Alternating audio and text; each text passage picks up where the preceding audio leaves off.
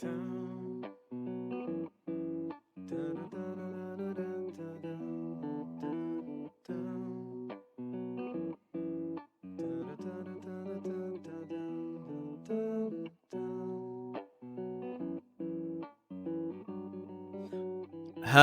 and welcome to episode 41 of the Livewire Gaming Show, or season 2 episode 1 if you want to be fancy.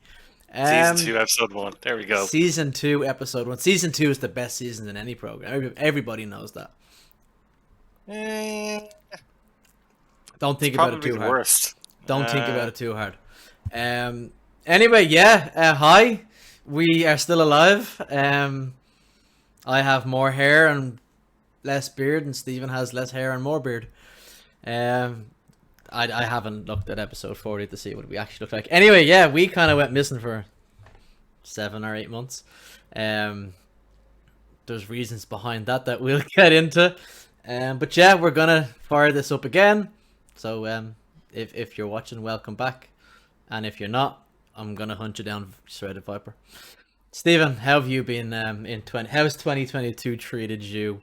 I'll let you go first before I depress everybody. Oh yeah. Jesus, 2022 has been weird because didn't we go straight back into lockdown here after Christmas No, we didn't. We had a mini lockdown, but things were fucking crazy. Jeez, I don't know, man. 2022 has been a long ass year. Overall, like, it's been decent. Probably the best thing to have happened is that Deirdre and I finally went on our 2-year delayed honeymoon. We went to Congrats. Orlando. Yeah. So like some people have like a mini moon and then a honeymoon.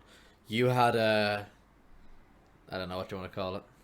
Well, we had a mini moon to Iceland. If computer games did honeymoons, it'd be yours. It was delayed for 2 years, like any good video game. Yeah, exactly. Yeah. So, yeah, we were delayed for 2 years, but we went to Universal and did a day in Disney as well, and very nice. Bloody great crack it was. Absolutely great. Went on the Velocicoaster many times, and Hagrid's motorbike one as well. Just class. Hagrid gave you a crossbar. Yeah. Basically. It's class. What else? Gaming wise, then, like, I'm sure we'll touch on it in a while, but hasn't been a lot. But I've played a few things quite deeply. One thing that I will touch on, because I finished it this year but came out last year and was really hyped for it last year, was Endwalker. And that was November last year, and I only finished it in like middle January or something this year, and holy fuck, that game knows how to clap. Like, it's so good, so good, and I'm just waiting for the time you text me going, I'm ready to play. Jump on. Don't get your hopes up. It's gonna happen at some stage. Don't keep your hopes up.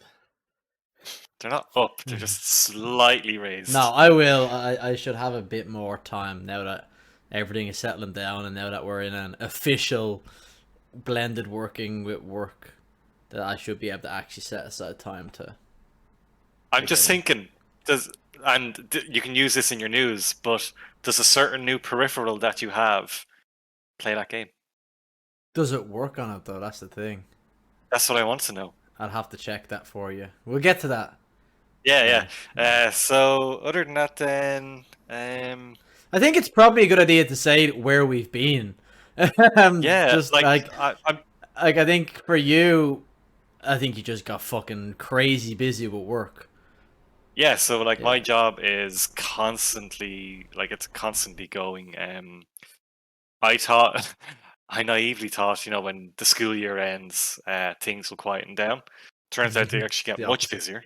Yeah, because with the way that we work as well, like, there's other markets where the summertime is still selling season for other markets. So yeah, Jesus, it's been busy. So I've been, and worse than that as well is the whole work from home thing that didn't happen in another person's job. So we were traveling 5 days a week for 4 months solid there, with COVID. So yeah, it was that's I've basically been traveling and in that trying to listen to audiobooks as well. So I've finished all the Mistborn books, all 6 of them. I I know you started the started first one. one. Yeah, I know that, and I'm gonna get into that when it's your turn. And I started his latest books, which are called the Stormlight Archives, and they are massive. And I'm only nearly through book one, but it's really good. But yeah, other than that, I've been at home, up in Limerick, or in my car. That's Sounds fun. Yeah. pretty much been my life for the last 6 months. I think What about you? before we go on to me, I'll touch on where Dill is. Dylan will probably be doing some of these with us. That's so there's probably three reasons why we kind of didn't record for a few months. The first was you got crazy busy with work. The second is Dill went back to work after Erlingus, who he works for, not flying for a couple of years. They're back flying and working full time, so he's out of the country half the time. So it's hard to nail him down to any times because he doesn't like work a 9 to 5 or he doesn't have a roster. His changes from week to week, so it's difficult for him. And thirdly, I'm having a pretty tough year IRL. To be vulnerable, I know we make jokes and it's all fucking good time fun here, but I'll be vulnerable for a minute or two. Towards the end of last year, my dad, who had a lung condition, got really sick, and unfortunately, he just kept getting worse and worse and never got better. So around February time this year, I actually lost my dad. I won't get into it too much because it's video games and there's not gonna pull the whole conversation down. But one thing I'll say is to appreciate having your parents, spend time with them, even if it's only a cup of tea or a cup of coffee, because nothing in this fucking life prepares you for how hard it is to actually lose one. And it's Groundhog Day every day since then. But yeah, I'll move on from that. It's been tough, but video games has helped. So yeah, how have I been? Apart from that, I've been okay. Games have helped. I found this year I've not really played a lot of new stuff, and we'll be talking about that in a bit. I've been playing comfort things. It's been all about like things that are familiar. So I've played a lot of Destiny because it's easy to just turn on something familiar and just go through the motions with it, and that's really been me. It's been that trying to figure out going back into the office some of the time, continuing to raise this dog and work on him, and he's doing great. And then aside from that, it's just been wrestling. I think you've gotten bigger into wrestling this year than you were last year. Yeah, I don't know if it was definitely. if it Yeah. like I'm half afraid this will turn into an AEW podcast if it's just I me think, and not Dale to back me up. but you know what? I think that's the thing. I think in the middle of the summer last year, I've been watching WWE. I gotten back into WWE at the beginning of last year, around the time we started recording this actually. This podcast, not this episode. It's not a year in the making. But I was watching WWE and just going through the motions. I was enjoying it. It was nice to be watching it again after whatever 15 years of not watching it. And then I started watching AEW in the summer, and I just became fucking completely obsessed with it because it's. Louise sent me a picture not long after I started, and it was like the guy behind the table with the sign in front of it, and it was AEW is giving us the WWE we've wanted, prove me wrong. And it's so true. It's what we actually want from WWE and have wanted for years, but a lot of fans have grown tired with it because it's moved further and further away from being a wrestling promotion. And it's not a wrestling promotion, and there's been a lot in the news over the last few weeks, and there's a lot of change going on there. So hopefully, with new leadership, it becomes more about the wrestling and less about the rest. And that's where AEW came in, and like AEW has 2 hours on a Wednesday and an hour on a Friday, and they fill that full of wrestling. And if you're into it, it's fucking great.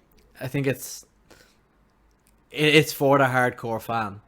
So if you do enjoy it, you are gonna get hard into it. There's the same fucking tribalism as in any sport or in anything. It's Xbox v PlayStation, Man United v Liverpool. It's AEW versus WWE for a lot of people online, and it's fucking just as weird and just as tiring as in any other industry. You can like both. And you know, Just saying, you can like both. but it's funny because, like, from an outsider's perspective, you made me like I came up to visit you there last month, a month before, and you put me through I whatever. can't even remember what we watched. There was What some match pay it per was. view on. Oh, I remember what we watched. We watched Chris Jericho's White Boys Oh, Blood and for Guts. 10. Blood and Yeah, and it Guts. was Yeah. so ridiculous because, look, I loved Chris Jericho when he was in WWE. He is past his prime. And, You like, say that. You say that, but he's gotten himself into much better shape since the end of has last he? year. Yeah. Okay. And he's taken bumps that he should not be taking at his age. Chris, you can stop, but thank you regardless. But then we move on to Sting. Okay. Absolutely. I can't defend Sting. No, Sting's in his 60s and he's jumping off things. It's crazy. Sting has been infected by that parasite that tries to kill its host so it can then feed onto others. That's all he is, because there's no explanation for I it. think Sting's doing all the things now that he wasn't allowed to do back in the day. But it's as I was saying, like, from an outsider's perspective, it looks like AEW gets regularly features ex or mistreated WWE wrestlers, and yeah, it seems to be doing more along. I wouldn't say it's the Attitude Era. It's more the era after that. Like, it's the things have settled down. It's the ruthless aggression era is what it was called. Yeah, I see. I dropped off after the Attitude Era, but it kind of goes into that. It's more of a slow burn type thing. There's a lot more story behind the bouts rather than just here is 3 or 4 teams of ragtag assholes who all just fight constantly, and then Mankind. And So then yeah, like, it's I'm never gonna get into it, but I'm interested when you talk about it. Go on. you said you didn't What want to turn this into an AEW podcast, so we're not going to. No, I'm not going to. But You no, have so yeah. much more to update us on. Yeah. Keep going. I don't know what else I've got to update on. I'm just here to fucking chat shit. Yeah, no, it's just been wrestling, and yeah, and as much games as I can fit in. So yeah, do you want to move on and talk about what we've been playing this year? Yep. And I think you should go first, because even though you're saying you haven't been playing that much, I haven't been. I wrote out a list. Had something happen. Sounds like there was a traumatic experience there. I wrote out a list of what I've kind of played this year, and there's probably only 6 or 7 games on it because I've been playing like Destiny. Let's see if I can guess them. Hold on. Okay. Obviously Destiny, because Witch Queen came out, and that was what it was, and I'll chat about that briefly. So, go on. Witch Queen. Yeah. Elden Ring. Okay, I didn't. You didn't even include that. You did. No. I didn't play enough of Elden Ring to include it in this, because like Elden Ring came out at it came out the end of February, and it just, the thought of going into that, it still makes me shiver. And not because it's gonna be a difficult game. I enjoy difficult. It's because of how fucking big it is. That it's just the thought of putting 50 or 60 hours in exploring that map plus whatever else. It's just like, I have open world fatigue without even going into the open world that much. So I will get to it eventually. It's just not. I just don't have the brain capacity to go through a world that big right now. So Elden Ring wasn't on it, but that's fair. It should have been. So Legends Arceus. Yes. Which came out roughly the same time, but was a comfort. It was like comfort food, but it was games. I was playing games that made me comfortable, and Legends Arceus was one of those. Actually, let's talk about Legends of Arceus for a moment because Yeah. that game was phenomenal. It Like was. the Hold change. on, before we get into it, go through the list quickly. See if you can get the Okay, rest okay. of them, and then we go through it. I think you played Brilliant Diamond, Shining Pearl. I think you were Shiny That was hunting on that last. for That a was bit. last year, so I Was didn't that include last year? that. Okay. What else have you been playing? You would Because have been Arceus came playing. out at the end of in like January. Like that's. Oh, it It was. seems Yeah, like a indeed. long time ago. Yeah. What else have you been playing? Um, You know, I two think of you them. tried. You tried. Was Hired Gun Necromunda last year or this year? Last year, I didn't like it very much. Jeez. Yeah. I know two of them. God, I've actually gone blank. I thought I was One's gonna very ace this. obvious. This is Death Stranding now. No, it's another comfort one though. Oh shit. It's a comfort one for you too. Oh shit. Oh, Final Fantasy VII Integrate on Yeah, PC. yeah. I Jesus, was playing obviously. Final Fantasy, Yeah. which also runs very well on that other thing. Oh, okay. Hmm. Have you been playing? What else have you been playing? I thought Brilliant Diamond, Shining Pearl would have been in there because I know you were shiny I'll hunting. give you the one you should have got was Stray because it only came out last week. I Oh, haven't yeah. finished it, but I've put a couple of hours in there. All on Okay. that, by the way. Not on. I haven't played it on the PC yet. But the other two, I played about half of Guardians of the Galaxy. It Oh was yeah. last I year's was game, but came out this year. And then that lovely little game, I think I sent it to you, XO1. no. It's just it's literally just a traversal game. It's like an atmospheric traversal. You're a disc, and you're.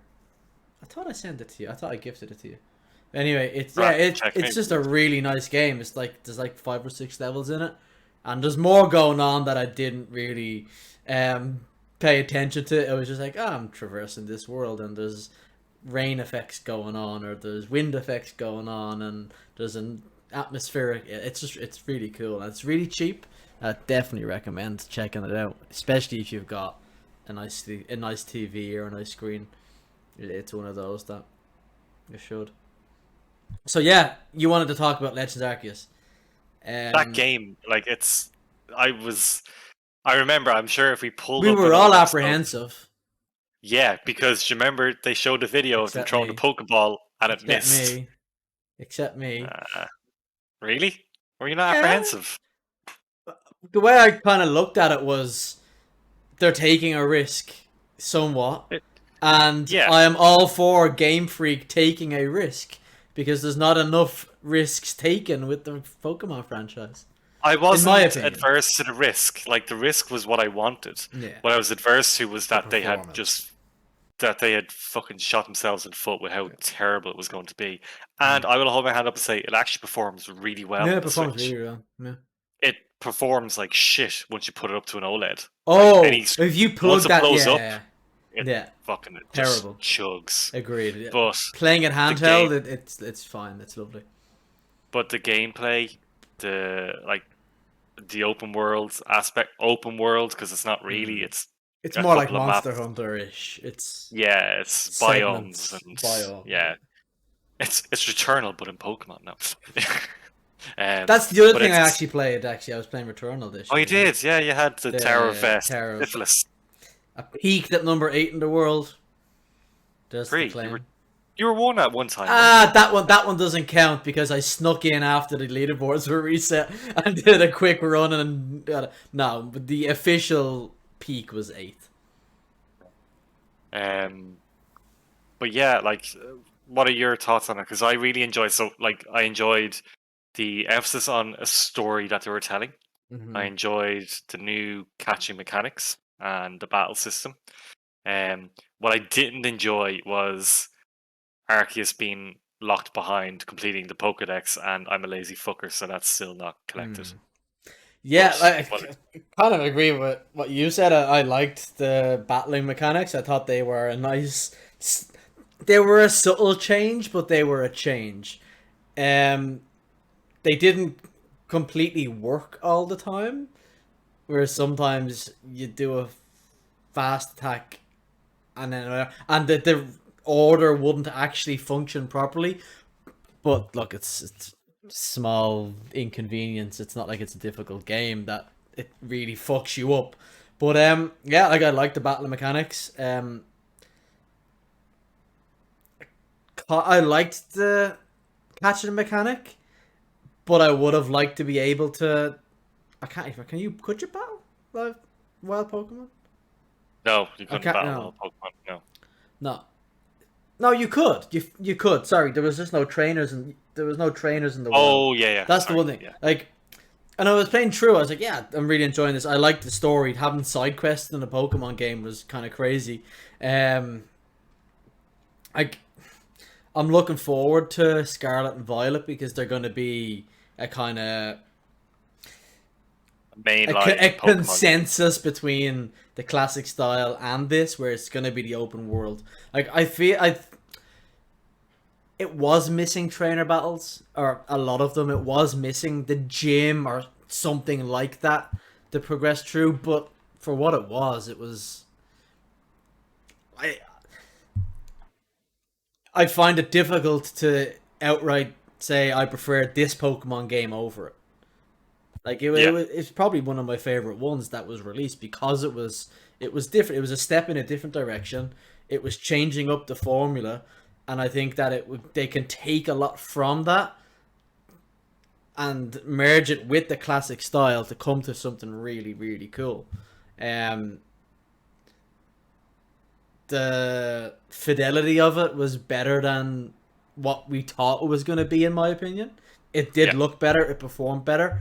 Um, and it was a nice contrast to the Diamond Pearl remakes, which was that top down. I can never remember what the name of the Chibi or something. chibi. Yeah, Yeah, it was a nice contrast to that.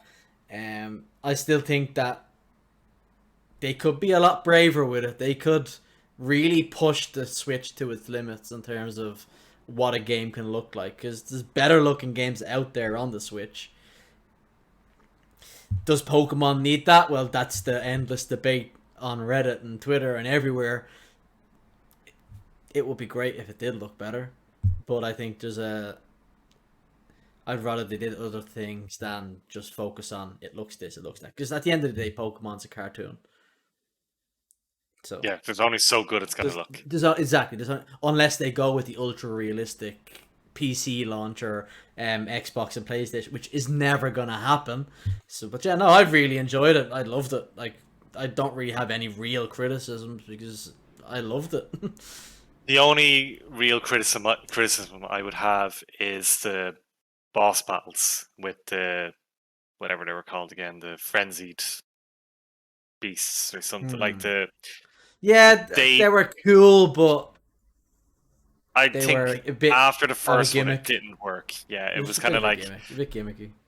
it's like here's a Dark Soulsy element Hmm. and something that is not really like it was basically throw shit at them for 20 or 30 turns and then Yeah, dodge them and you and then might battle them eventually quickly. Yeah, which yeah, but at the same look it was something different so it's welcomed. of I course. got through it. I hope they never bring in that again, but I like that they're trying to change that formula Mm, so of course. more of that, but I am it excited for just Scarlet and Violet because it's gonna have hopefully an actual co-op, which would be really cool. I think that's the yeah one that thing would we've be been cool. saying. Like Temtem when it came out, we were saying it's co-op, it's amazing. But it's not real Pokemon, so it has an uphill battle to hold people's attention because it's not. It's a rip off. It is a rip off of Pokemon. There's no question about it. They did their own thing, and that was really cool. But it's gonna struggle to hold popularity because it's not Pokemon. Um, so to have an actual Pokemon game with actual co-op and not just the dungeons, be really really cool. Yeah, definitely. Have Anything you been else you were? playing? We've both been playing Witch Queen, and the season that's come after that. I know I've been playing it a lot more than you. I think I'm burnt out with you Destiny, burned my out on friend. Destiny, and you've kind of just gone, "Nope, I'm done. I'm moving." I'm Yeah, mostly moving on. Um, yeah. I Like think for me, the Witch Queen expansion, the story was phenomenal. perfect. Like, It was perfect. yeah, it's the best. Destiny has ever been, and I loved every moment of it. And then as soon as you finish the campaign, you go back to being like, okay, here's the needless grind. I went, nah, fuck that. Like I did the you had like the memories of Splatoon or whatever every week. I did those for a while, and then I went, okay, it's wearing on me again. I'm not into it, and it's a shame because then I miss out on the seasonal stories, and I miss out completely on the current season, which is what season of the Haunted or whatever. Haunted you. Um, and there's some cool shit there with Callus and all that, but I kind of just watched a video and went, yeah, that's better than doing the activity every week. And Yeah. but Yeah, I what don't are you necessarily thinking? disagree with you. I echo what you said about Witch Queen. Witch Queen was the best story and best. It was the best collection of missions that they've ever released. No question. It was stronger than the Taken King, without a doubt. Um, but I also echo what you said about when you finish it. But not necessarily what you have an issue with. I get why you have that issue of it's the drip fed content, but I think the storytelling and the stories been told are so good that I can stomach the drip feed. Where I have issue is the end game, and I think we both watch a lot of Skill Up, and he kind of said the same in that. Yeah, he said the Witch Queen missions were fantastic. The story was brilliant, best that Destiny's ever done. But the end game has become quite stale. Apart from the raids and the dungeons, they are still hands down the best thing you can do in a Destiny. In Destiny is the raids and the dungeons, hands down the best you could do. But the rest of the end game is very, very stale. Like the Grandmaster Nightfalls are starting to feel that way. Crucible has felt that way for a number of years. Gambit has felt that way for a number of years. That's all very, very stale. So once you've finished the story, the dungeon, the raids, whatever, if you're not up looking to grind to get the weapons from it, which that is the end game of a looter shooter, is getting more loot, fair enough. But if you're not looking to do that, you can just move on and never play it. So the end game is problematic at the moment, in my opinion. Anyway, I still play it a hell of a lot and still do everything the season has to offer, but it is stale. 100%, it's stale. Um, like a big, big, big problem is the Witch Queen missions. Some of the set pieces, some of the areas in the that you travel through in that story were some of the best that Bungie have made for Destiny. But once you go through it for that mission, we don't revisit most of those areas ever again. And that's a pity because they feel almost wasted. Um, I think one big problem that I've had over the last couple of seasons is when weapon crafting came in. Weapon crafting is this fantastic system that was put in because we can finally craft the exact roll that we want on a weapon. It takes time, and that's fine. But for me, and maybe I have this completely wrong, but how I feel about that is that that is our end game now. It's chasing those the craftable weapons, and instead of it being a supplementary thing that we do, it's become the goal. And I don't like that. That's just the one thing I said. It's like, I hope Bungie don't put in weapon crafting, and that's going to be our missions, or that's going to be our goal, is to check all those weapons off the list and get them done. And that's what it's become, and I don't like that. And I know in other discussions we've had, the drop rate of kind of the craftable version of that weapon has been abysmal. Yeah, up And until this week. The dungeon was improved this week, so they drop quite frequently from the dungeon now, because there's two craftable weapons from the dungeon. But in terms of the rest of them, it's still a drip feed of them. You can get two guaranteed a week, I think, when you've completely. So you know the way each season has its vendor, and you level up that vendor through the 3 rows of 6 play, yeah, tiles, and you unlock 2 a week or whatever. Well, if you have that fully leveled up, you can get 2 guaranteed a week. There's 13 weapons, or 12 or 13 weapons, and each of them need 5 red borders to unlock. So 5 by 12 or 13 is 60 to 70 red borders you need, and you can get 2 guaranteed a week. I just don't like the system. I don't like that it introduced us to 3 new currencies. Well, originally it was lots more currencies, but it's introducing us to new currency rather than it just being a simplified system. Same as when Transmog came in. Instead of just giving us a simplified system that supplements everything we do already, it became an extra chase that we have to go for. And this season, specifically, it became the main chase. And that's the part I don't like. I don't like that is the goal of the game, is to get all the craftable weapons now. I think that needs to be looked at and readjusted to be supplementary rather than the main thing. I reckon, given Bungie's track record of the end game being stale at every single point in its life cycle, this is one of those things that they're introducing, firstly, to plug a gap in something that they haven't come up with a solution for, that being making the end game sustainable and enjoyable.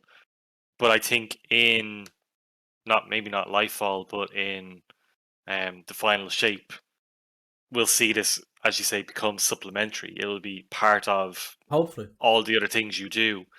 But hopefully. for now, it's the crutch that they need to keep people engaged in the game, because that is probably Bungie's big worry, is that with the drip feeding, with the staleness, and everyone calling it out now of the end game, people only have maybe 7 weeks of where they will actively want to participate, and then the hardcore are left. And if they don't have something to chase, they're gonna go. And like you're already getting pissed with chasing craftable weapons. If that's the next 2 or 3 seasons for you, at what point do you say no?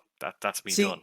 I agree and disagree with your first point, in that that's what they're crutching to keep people in the game. But you can give us players something to grind for and make that not feel like a grind. The problem is it feels like a grind. You could make it fun, or that they drop frequently. Like this week, the dungeon got the patch that updated how many you got, and I got the 6 I needed in the space of a couple of hours of focused grinding. And then I sat down the last couple of days and played 100 games of Gambit to get shit done, because when the game was rewarding me, it made me want to play the game more. It wasn't this thing of I'm beating my head against this wall to get something done. It was I'm beating my head against the wall, but the wall is chipping away, and I'm making progress. Whereas for a few weeks there, it was like, I'm not making any progress. So it feels demoralizing, and then you don't want to play the game. But if the game rewards you for the time you put into it, you will go and play other things in that game just because it's fun and it's rewarding. And that's how I felt. It was like, I'm getting rewarded, I want to play more. I'm not chasing anything, but that felt good, so I want to play the game more. And that's how it should be. Anything that, like, if you even think about the scale of what they require from you, like if you need 5 red borders for your craftable weapon, and the drop rate is akin to that of a specific exotic or worse, that's not fair odds. That's not rewarding. Worse than the exotic. So if something needs 5 of those chance drops, drop rate should be 5 times or more to make it feel rewarding. The biggest problem was it was a chance on a chance on a chance. Yeah. That's the problem. Yeah. Like, they could make it that you need 20 frames per weapon, but every time you get that weapon until you craft it is a guaranteed frame. It's still going to take you just as long, but you can see a tangible progress happening. It's the whole chance on a chance on a chance that is so demoralizing. Whereas if you know you're making progress, you know you're making progress. We're just lucky that Activision still aren't involved, and you could basically buy all the red they'd borders monetize the shit out of it. Oh my goodness, that's coming down the line, and you know it. Oh. Yeah. Anyway, like I love Destiny. I'm not one of these. I love Destiny, and I complain about it because it comes from a place I love. Nah, you're just a dickhead. Sorry. There's things that nah. But that's the thing online. I criticize that. It's the big thing in wrestling. We criticize it because we love it. No, you just moan. You're not criticizing. You're moaning. There's a difference. But yeah, like, I just want it to feel less demoralizing sometimes when we're chasing these things. That's all, because it can feel quite that way. Yeah. Like I played a lot of Iron Banner last week, had a great time. I had no complaints. I complained at the start. No, I complained at the start of the week because I was fucking bored because I was playing by myself, and playing Crucible by yourself is horrendous. After the first day, I had some friends, and it was a great time. We weren't winning every single game, but it was a great time. So what you're saying is, getting bashed is better with friends. Yes, absolutely. As is bashing. As is bashing, yeah. Yeah. Absolutely. And before we stray into being a Destiny podcast again, that's it. This is the last bit of Destiny. That's no more Destiny for the rest of this podcast. I'm gonna say for the whole podcast ever, or just this episode. Okay, we're gonna have a bit of news later, but we might cover some news throughout the year. PlayStation acquired Bungie. Well done, PlayStation. Good luck, Bungie. That's the end of it. No more Destiny. No more Destiny ever again. It's been content vaulted now. So the big thing for it'll be re-released next week, and we'll have to pay for it again. Yeah. Big thing for you. What have you been playing? Are we moving on to that already? Well, good. I was gonna ask what have you. I was gonna ask what were you about Elden Ring, seeing as oh my goodness. Oh my goodness. I'm really just complaining or pretending to complain so I can get it in my hands and put it in the screen. It's a Steam Deck. It was Steven's Steam Deck that he didn't want anymore. That's the way I'm putting it. So I graciously bought it off him. I took his pre-order. I am so jealous. It's. Can I just say that it is the most comfortable handheld console I've ever used. Really? It is like it looks big, and you can see my lovely fingerprints on the back. It looks big and chunky and heavy. It is not at all. It is so comfortable to use because you like. Do I have a? It's something like 600 grams or something. Like it's not. But it doesn't feel like heavy, it. Like it doesn't feel heavy at all. But like when you hold a Switch, like look at how my fingers are. I hate Switch. It is not comfortable to use over a prolonged period. Also, yeah, I got an OLED because I'm a sucker. But with this, look at my hands. It is wrapped the whole way. Like they are wrapped. I'm not bragging. My hands aren't particularly small. Like I'm short, but my hands are not in whatever proportion to the rest of me. But like that's comfortable to hold. My whole hand wraps around it. But yeah, like I think there's a massive. I'll talk about this for a second because it's actually incredible. I haven't played a lot on it yet. I played a couple of hours of Stray. Now I've got fucking consoles all over the place. Yeah, because it'll turn the telly on. Yeah, I played a couple of hours of Stray. I played a bit of Final Fantasy VII Remake, which was notoriously a bad performer on PC, which isn't true in my experience. It was lacking options as opposed to Steam Deck is no longer available. It's telling me it's turned off. I've played a bit of Death Stranding, which is the most optimized game in all of entertainment. It's I don't know what Kojima, what black magic he did on that game. It's so optimized, it's ridiculous. I played something else. I can't remember, but yeah, like I think there's a misconception out there that it's an indie and side scroller and classic game machine. No, like it's perfect for that sort of stuff because it's like I've played Oblivion before. I'm gonna sit on the sofa and just play Oblivion rather than be sitting up at my desk all day.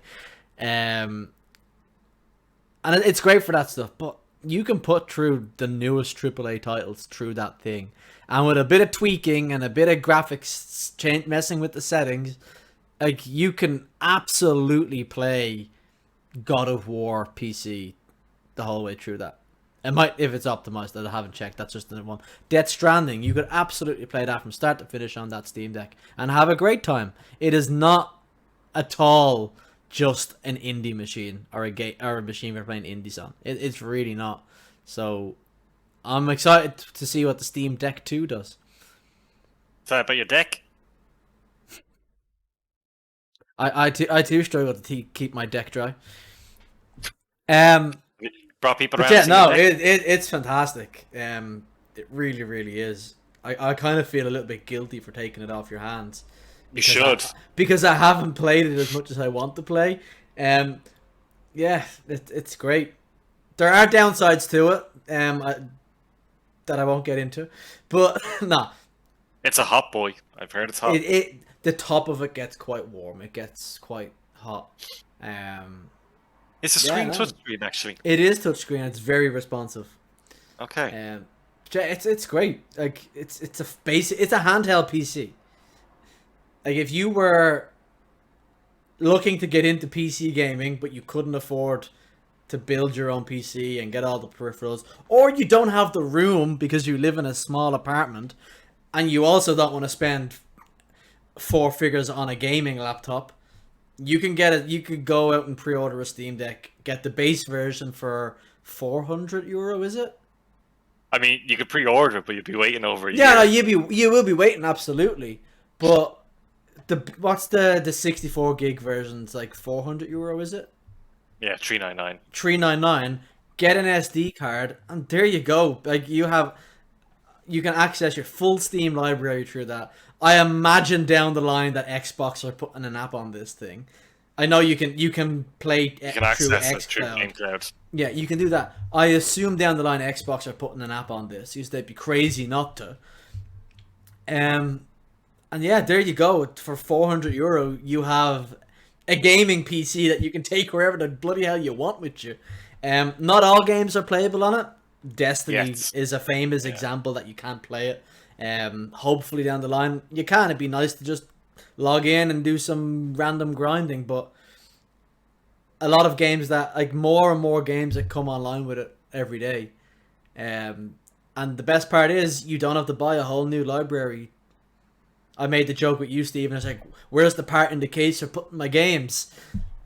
Like I've got my Switch. My Switch case has a slot for all my Yeah. games. They're all on it. You access games you already own through the thing. It's incredible. Like, imagine buying a new games console and your whole library's just there. Like, all of it. Readily accessible. Yeah.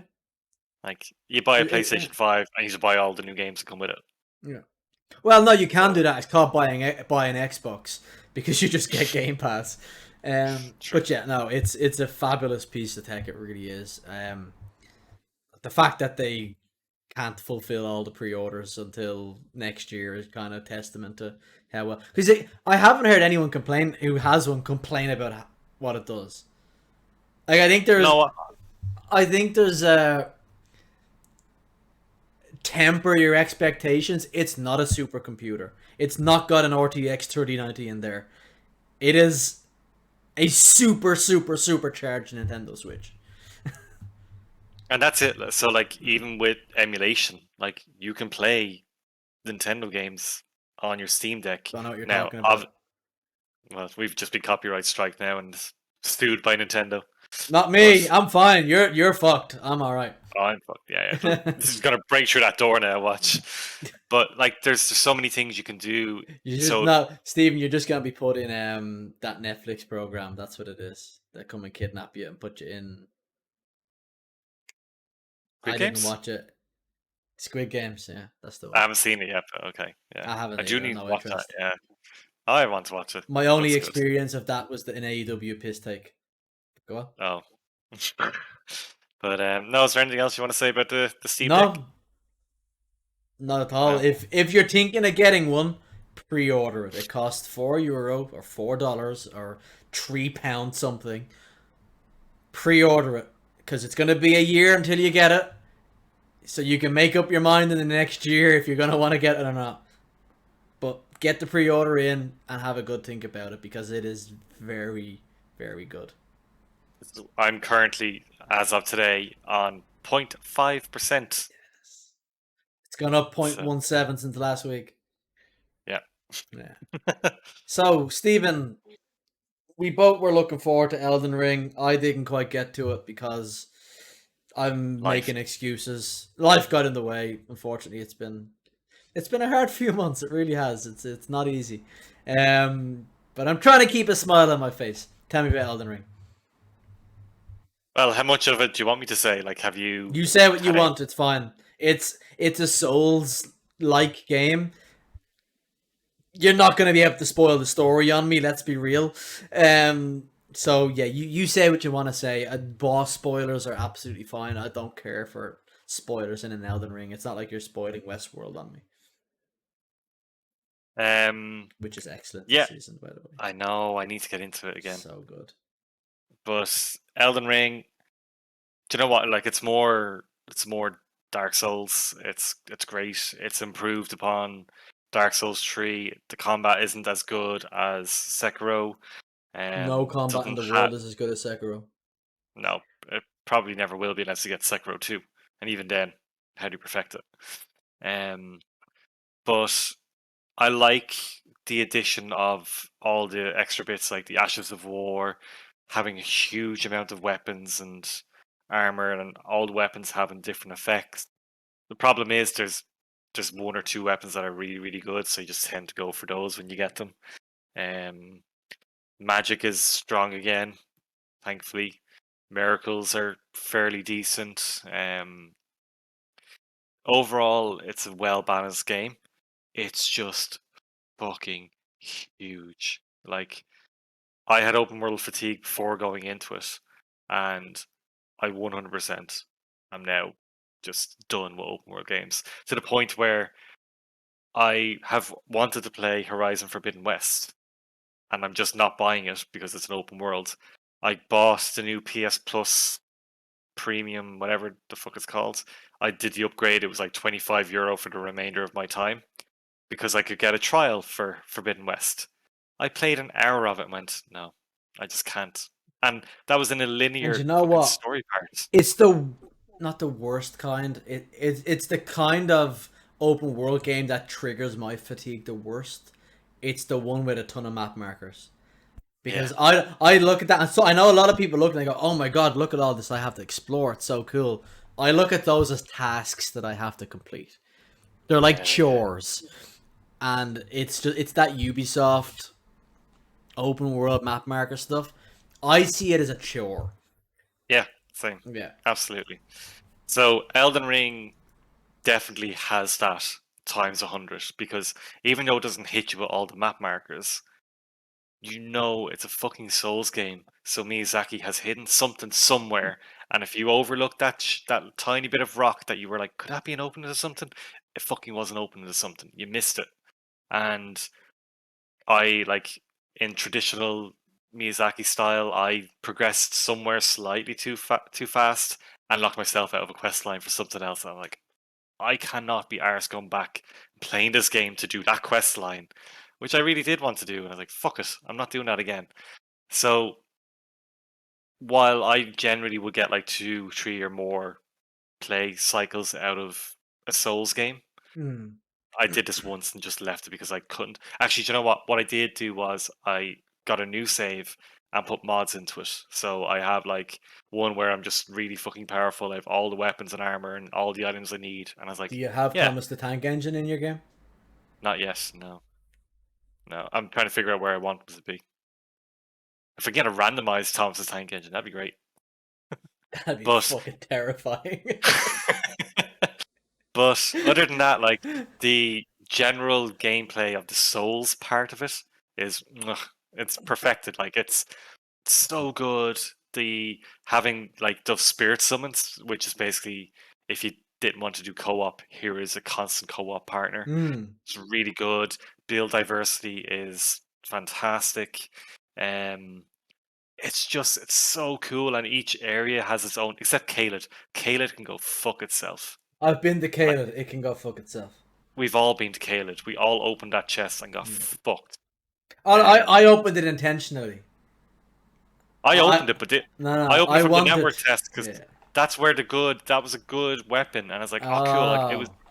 Oh. I can't remember what it was. It was a good weapon. I was like, I Yeah. remember getting that. I'll pick up the Yeah. network test, and no, it's a fucking trick box, prick. Yeah. Oh, I Um, intentionally went to Caled because there was an item I wanted to get. There was a the staff I think. Yeah, I went Yeah. back and got that then. Yeah, Stone Digger Yeah. staff or something. Yeah. I can't remember. Yeah, no, But I wish I'd played it more. It just wasn't the right time. It still isn't. The thought of firing it up and exploring that world just it makes me cringe. well, do you know what? To be fair now, with the Steam Deck, it's probably a good chance to play it to do the exploration and Mm. then do the Unlock bosses on unlock the the PC. bonfires on. Yeah, It's not a bad show. the reaching out and touch Mm. Grace in the handheld. Mm. Um, but yeah, like, look, it's a fantastic game overall. It's just too big. I Yeah. think if that was For our condensed, personal preference. look that yeah, look it. Yeah. That's a personal preference. I'm sure Like there's other people out there.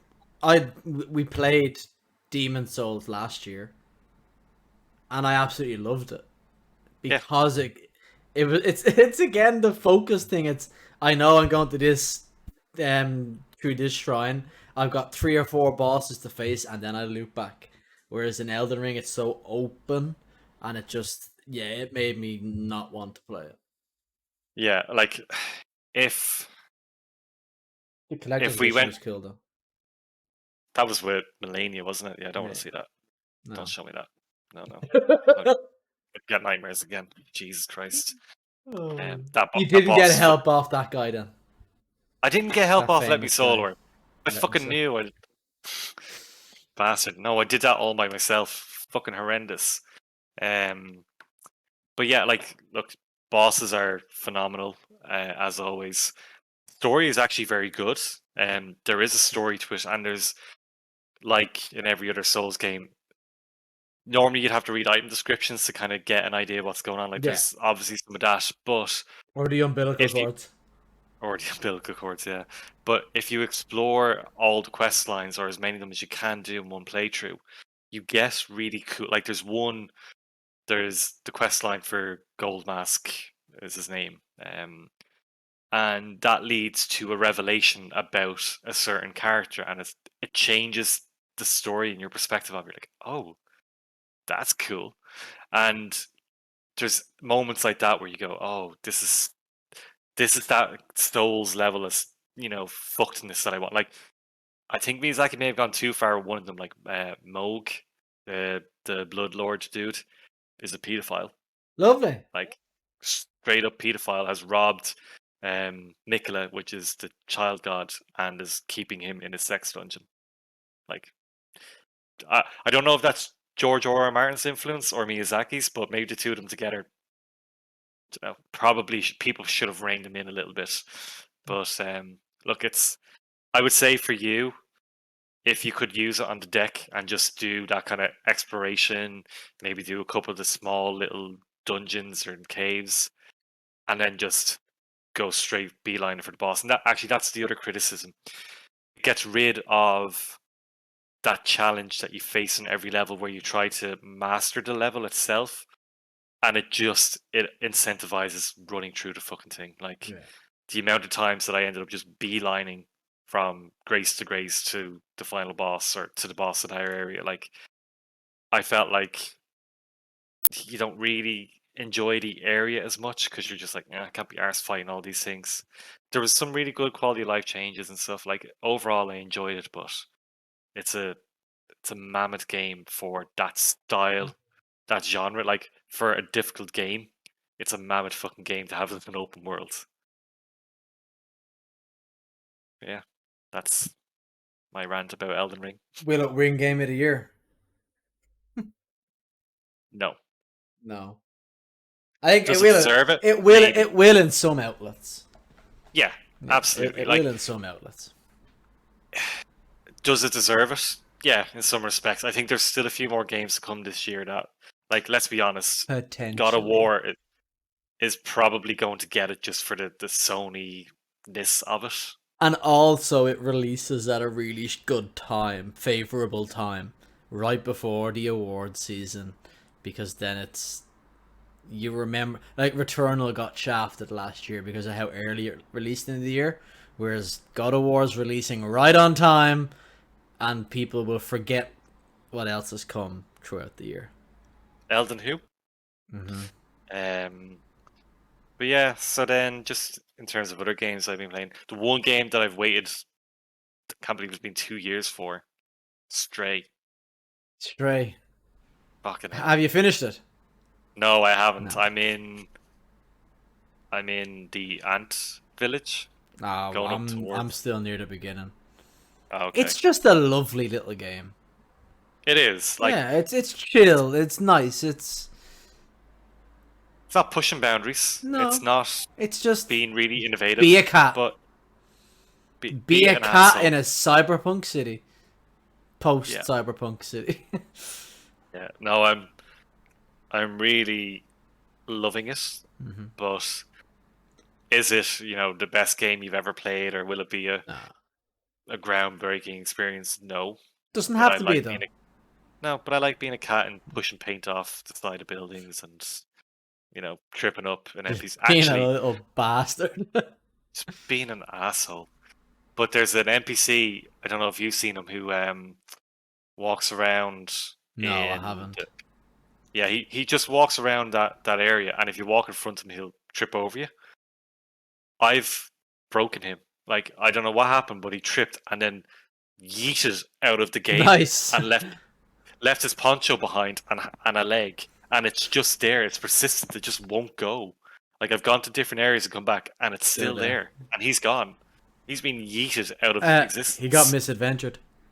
Misadvent, yeah, killed by the Yeah, architects. no, I'm looking forward to playing through more of it. I've been playing that on the Steam Deck because it's chill. Sit on the sofa, watch some crap, and play through it. Is it playing at 30 or 60 or variable between the both? 48. It's To be 60 exact. some most of the time because I've lowered the graphic settings as well. But it's 60 most of the time, but it can dip. And it doesn't go as far as 30. It's about 40, 48, 40, 50 to 60. It's not bad. It's fine. Yeah. So other than that, then, Yeah. Other than that, when I played through Final Fantasy Remake again because it officially launched on Steam, as some people would say, or on PC even, as some people would PC. say. It came out on Steam and there was a nice sale, so I was like, you know what? Yeah, I'll go play it now again and play through. I'm on the second last chapter. I hated that chapter. I don't know why. Where you get to What the happens Shinra in that building. chapter? Shinra building. Yeah, It's just the so one. long. Oh yeah. Yeah, because The you got to get infiltrate into it. inside, infiltrate into it, get up to the top floor, and then you have to fight Rufus. You fight Oh yeah, Genova. You fight I can't think of what the tank is called. not the cloud prod. The I can't think of the name, but there's 4 or 5 boss fights in the chapter, and I'm just kind of like, I will play that at some point. It's so good. Like we'll obviously get more into Final Fantasy in a minute. We're coming up to an hour, so we will move on in a minute. But that game just makes me. It triggers some sort of nostalgic nostalgia. emotion in my head that it's just I don't know. I've just got.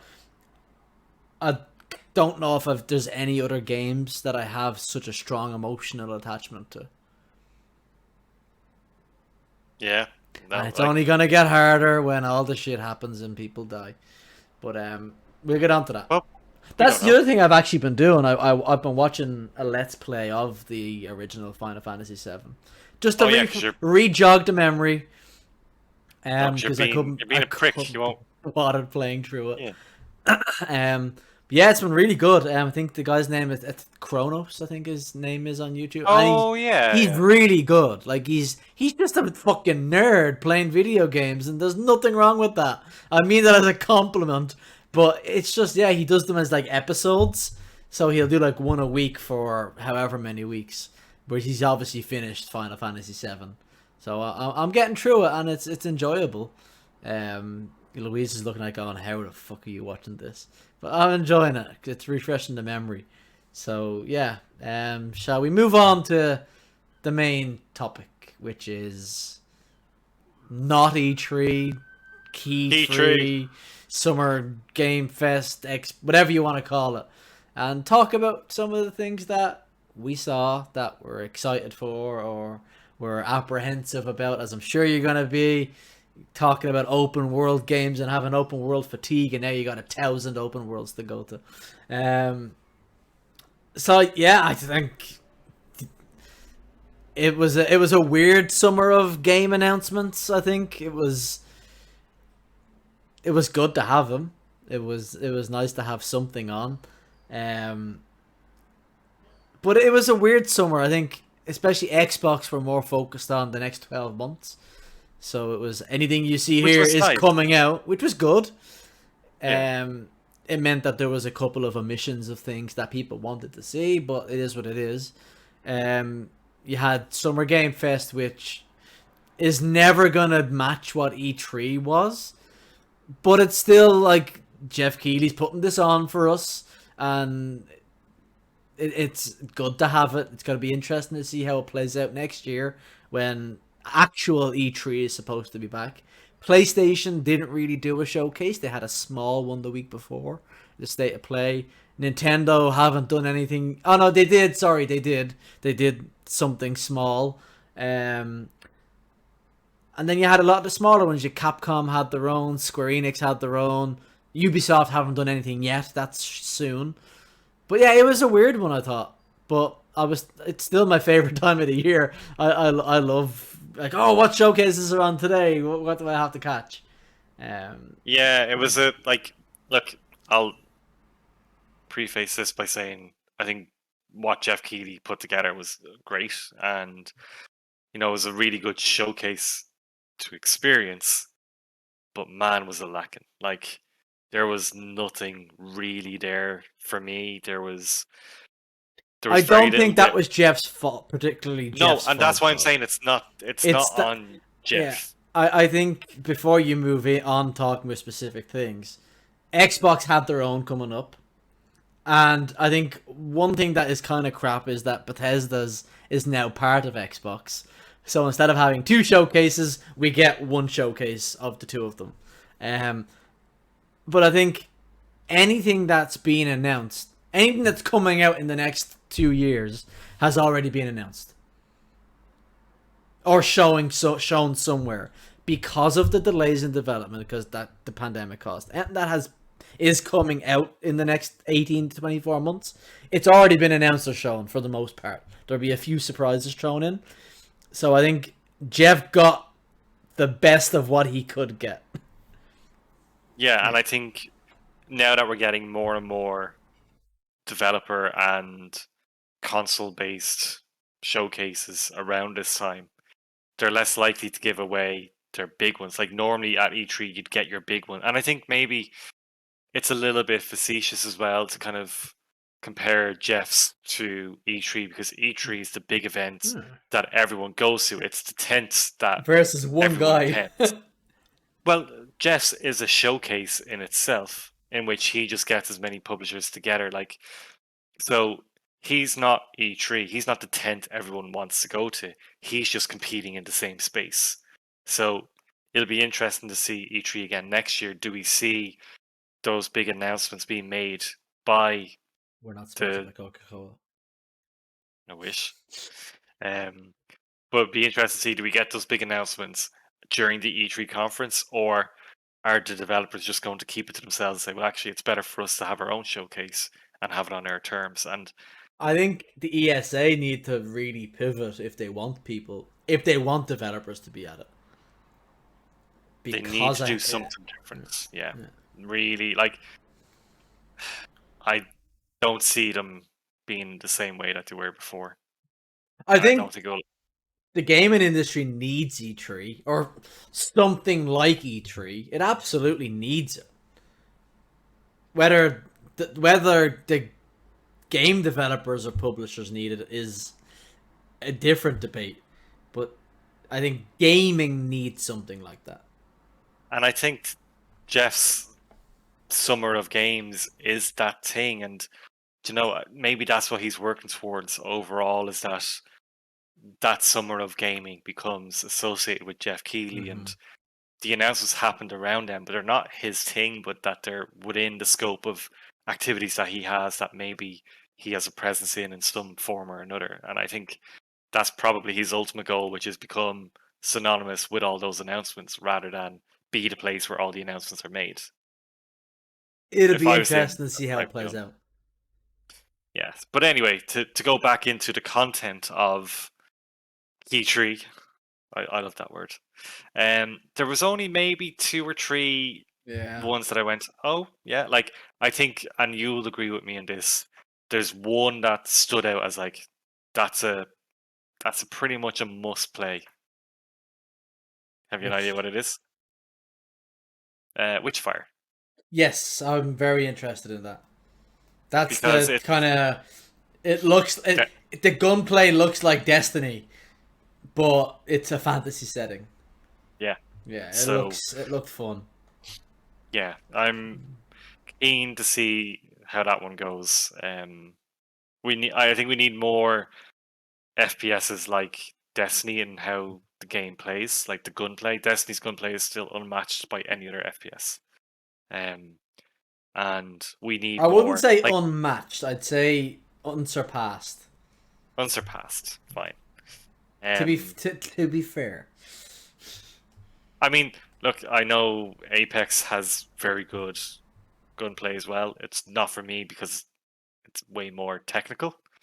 But Destiny just feels empowering. Like you really enjoy Destiny's gunplay. So I'm looking forward to Witchfire. I'm not. I don't know too much about it. Like, is it single player only? Is it? I assume so. I'm not sure Yeah. What about you? Did anything else jump out to you in? though. At the Summer Game Fest, not particularly a whole lot. The one that I'm looking forward to is it's the skating game. I can't think of the name of it off the top of my head. Um, it's the one that you're like. Hold on, I have it wish listed. I think Skate Story. That's actually what I thought it was called. Yeah, it looked really nice. So you're playing a. I think you play a dead person, and you're trying to get out of hell or trying to get out of the underworld. Um, yeah, it just looked really, really fucking cool. Um, it's by the developer Sam, but it's published by Devolver. I was So gonna yeah, say that sounds like it was Devolver did development. Devolver are the publisher on it. Yeah. That was one that kind of that looks really fucking cool. That yeah, I'm excited for that. Um, I had a look through. You know what, I pulled up the list of stuff announced at Key Tree. I Um, have it here. There's only like 2 other games that maybe deserve a mention, like a yeah, proper mention, and I'm not that interested. But the Callisto yeah, project, yeah. And that the Callisto that was shown at that as well as PlayStation, wasn't it? It was shown at both PlayStation and Summer Game Fest. yeah, Um, like it is just. I know it's from the creators of Dead Space, but it is basically Dead Space. Like yeah. the gameplay looks so ripped from the Dead Oh Space yeah, gameplay. it's a spiritual Yeah, successor to it. It's from the same people that made it. yeah. Um, yeah, like obviously the big announcement for the end of that was the Last of Us One remake, which got spoiled by Sony. That's a conversation. That is a If you conversation. want to have it, I'm kind of on the fence at the moment about my opinion. With my opinion, I'm not buying it. I'm on the fence with my opinion about it because I haven't seen enough as it stands to make it a a statement on what I think. Do I think it should be a full price game? Absolutely not. Um, it's a like they've clearly done a lot of work with the fidelity and how things look, and they've improved the gameplay. But I, as it stands, and from the trailers or the stuff that's come out, it doesn't look like they've changed enough to warrant anywhere near a full price tag. I would even actually say I think $40 would have been too much for what it looks like it is. It's a game that came out on PS3 got remastered for PS4. You can probably go on Nexus Mods and download a fucking mod that swaps the characters out with the Last of Us 2 characters. Just saying, Naughty Dog. But That's what they did. but I don't want to make a be all and end all statement of no, it's not worth this because. But from the gameplay stuff they showed last week or the week before, it was the Last of Us original with the different character models and more foliage. $70, please. And without the multiplayer as part of it. So I don't think this should be anywhere near a full price title. I'm not saying it's a cash grab. A lot of work has gone into it, clearly, but I don't think enough has gone in. Enough has been changed to warrant that price tag. Maybe when it launches there will be more stuff put in. I doubt it. The other thing is, does it come with the Left Behind DLC? No. Oh yeah, that's part of it. Is it? DLC is Okay. part of it. I was just wondering because Yeah. I, as a vocal hater of The Last of Us, I don't follow what's going on. But I did for feel me, sorry. I did feel sorry for Jeff Keighley that his big announcement for the end of the show got spoiled by fucking Sony of all people. Sony, come on. No, definitely, yeah. But like, you look at Final Fantasy VII versus Final Fantasy VII Remake. It's a different game. Oh, It's entirely. They're not totally the same different. game. It's not the same game at all. If you look at, I'm trying to think of, if you look at Tony Hawk's Pro Skater 1 and 2 versus the remakes that came out 18 months ago and are free on PS Plus next month, like, they were a different game and they weren't full price. I don't think they launched at full price. I think it was €50 for the two of them. So, and that warranted, I would have paid full price, but it warranted that price tag because they overhauled everything. Everything. And then put two games in one package. So absolutely I thought that was worth it. I just don't think it's, like, I don't like saying, oh, it's not worth that price tag because it's worth whatever anyone's going to pay for it. But I think it's taking advantage of the fan base very much. Because they know people will pay the price tag. Because they love the fucking franchise. $10 or $20 is a lot more to me or you than it is to Naughty Dog. That's fact. They could have got a lot of grace with their player base and with games media who have really called this out by lowering that by $10. $10 is a lot of money. Is not a lot of money to a Naughty Dog, and it would have saved them a lot of questions. Yeah, absolutely. And like, the other thing that I think of is the biggest gripe I have with that game is the gameplay. So they're That's not going to remastering it. change. Exactly. So they're It's remaking not the gonna game change. with gameplay improvements, but actually not improving the gameplay. Yeah. And the to me, gameplay will be The Last of Us Part 2's gameplay. That's what which it's is going to be. Last was part one, but slightly better. So Yeah, that's what for it me, is, and that's not going to change because that's the Naughty Dog gameplay. It's what they make, so that's not going to change. It's not going to suddenly become Apex Legends. yeah, no, I get that. I just for me personally, it's not worth €70 because I don't even. I'll like be the honest first with you. If it was $40, I wouldn't buy it. I'm not interested I- in playing that game again. Yeah, Like, I might, if it's on PS Plus in a year's time, I might download it and see how it's improved.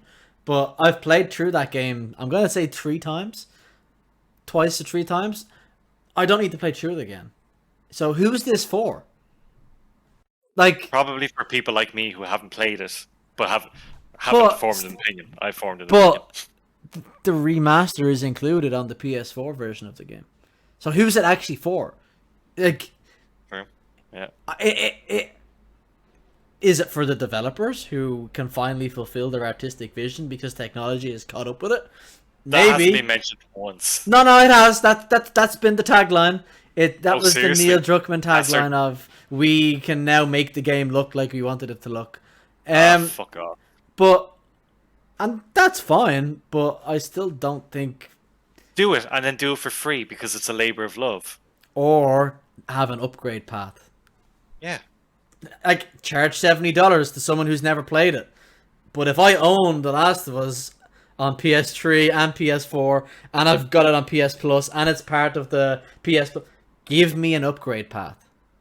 Or do it as a Last of Us 2 owner, DLC to upgrade The Last of Us 1 in that That engine. also works. Yeah, Yeah. like 25 euro, $25 I'd even go as far upgrade. as saying And 40. I'd say 40 would be okay. For a lot of people, it would be, I still wouldn't, but yeah, it's it's just. it's probably that sweet spot Yeah. where people. It's Yeah. But anyway, look, taking advantage. I agree, taking advantage and coming up with straw man arguments to Before justify it. Yeah, before we get into gameplay about something else that I know is going to be um an argument. Was there anything on the PlayStation showcase that caught your eye? I know Resident Well, Evil 4 remake definitely did. yeah, definitely. I No. actually can't remember what was in the PlayStation Showcase. 7 is getting a remake as well, isn't it? Like that. Excuse me. That. 2, 3, and th- 7 got ray tracing and all that sort of stuff. Oh yeah, yeah. And it 7 got has it the that next now. day. It got it straight. Yeah, straight away. There was a lot of drama because did you not hear when Oh, because they upgraded to DirectX 12 or yeah, something, and a lot of and people couldn't play it. Yeah, all the mods, no one's mods would work anymore because they were yeah. And then so basically they're so they like, had to re-release the yeah, non ray tracing version so people's mods would still work. I do remember that now. Actually, yeah. But Was there? Sorry, you wanted to say was there anything else at Summer Game Fest? well, yeah. So at Summer Game Fest, there was one game that stuck out to me, and I got the demo of it. I don't know if I'll buy it, but I really enjoyed my time with it, and I've been listening non-stop to the soundtrack. But it's Metal Hellsinger, Oh and yes. it is so like if you're into metal music at all, like you have to just play it, just listen to the music. And Hmm. I'll send you the link to the rip that they have of, do you know, Alyssa White from Arch Enemy. Yes. So she has a song in this called Striga. But the way that it works is when you start the mission, you just kind of get the instrumental stuff going. Then once you Hmm. get to like 8 times, you start getting a bit more. And then when you get to 16, you get the vocals kicking in. And it's just this kind of like progressive unlocking the music as you get better in the game. And it's really empowering. You're like, oh, it's fucking awesome. You're getting better, and you get into the rhythm of the song, which then translates to how you play the game. So the whole point is it's a rhythm FPS.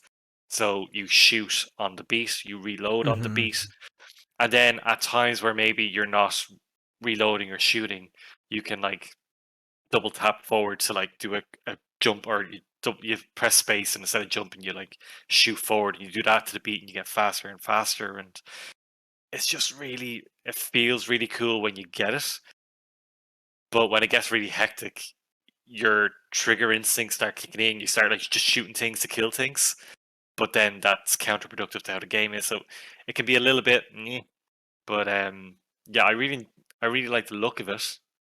And then when I saw the artist, I was like, okay, I'll give this a go, and it actually kind of caught my attention. So if anyone hasn't played it, and if the demo is still available, give it a go. I It's think it it's is. worth Might not be. it's worth playing the 2 levels that are Mm. included, because if you're into metal at all, it's just a good time.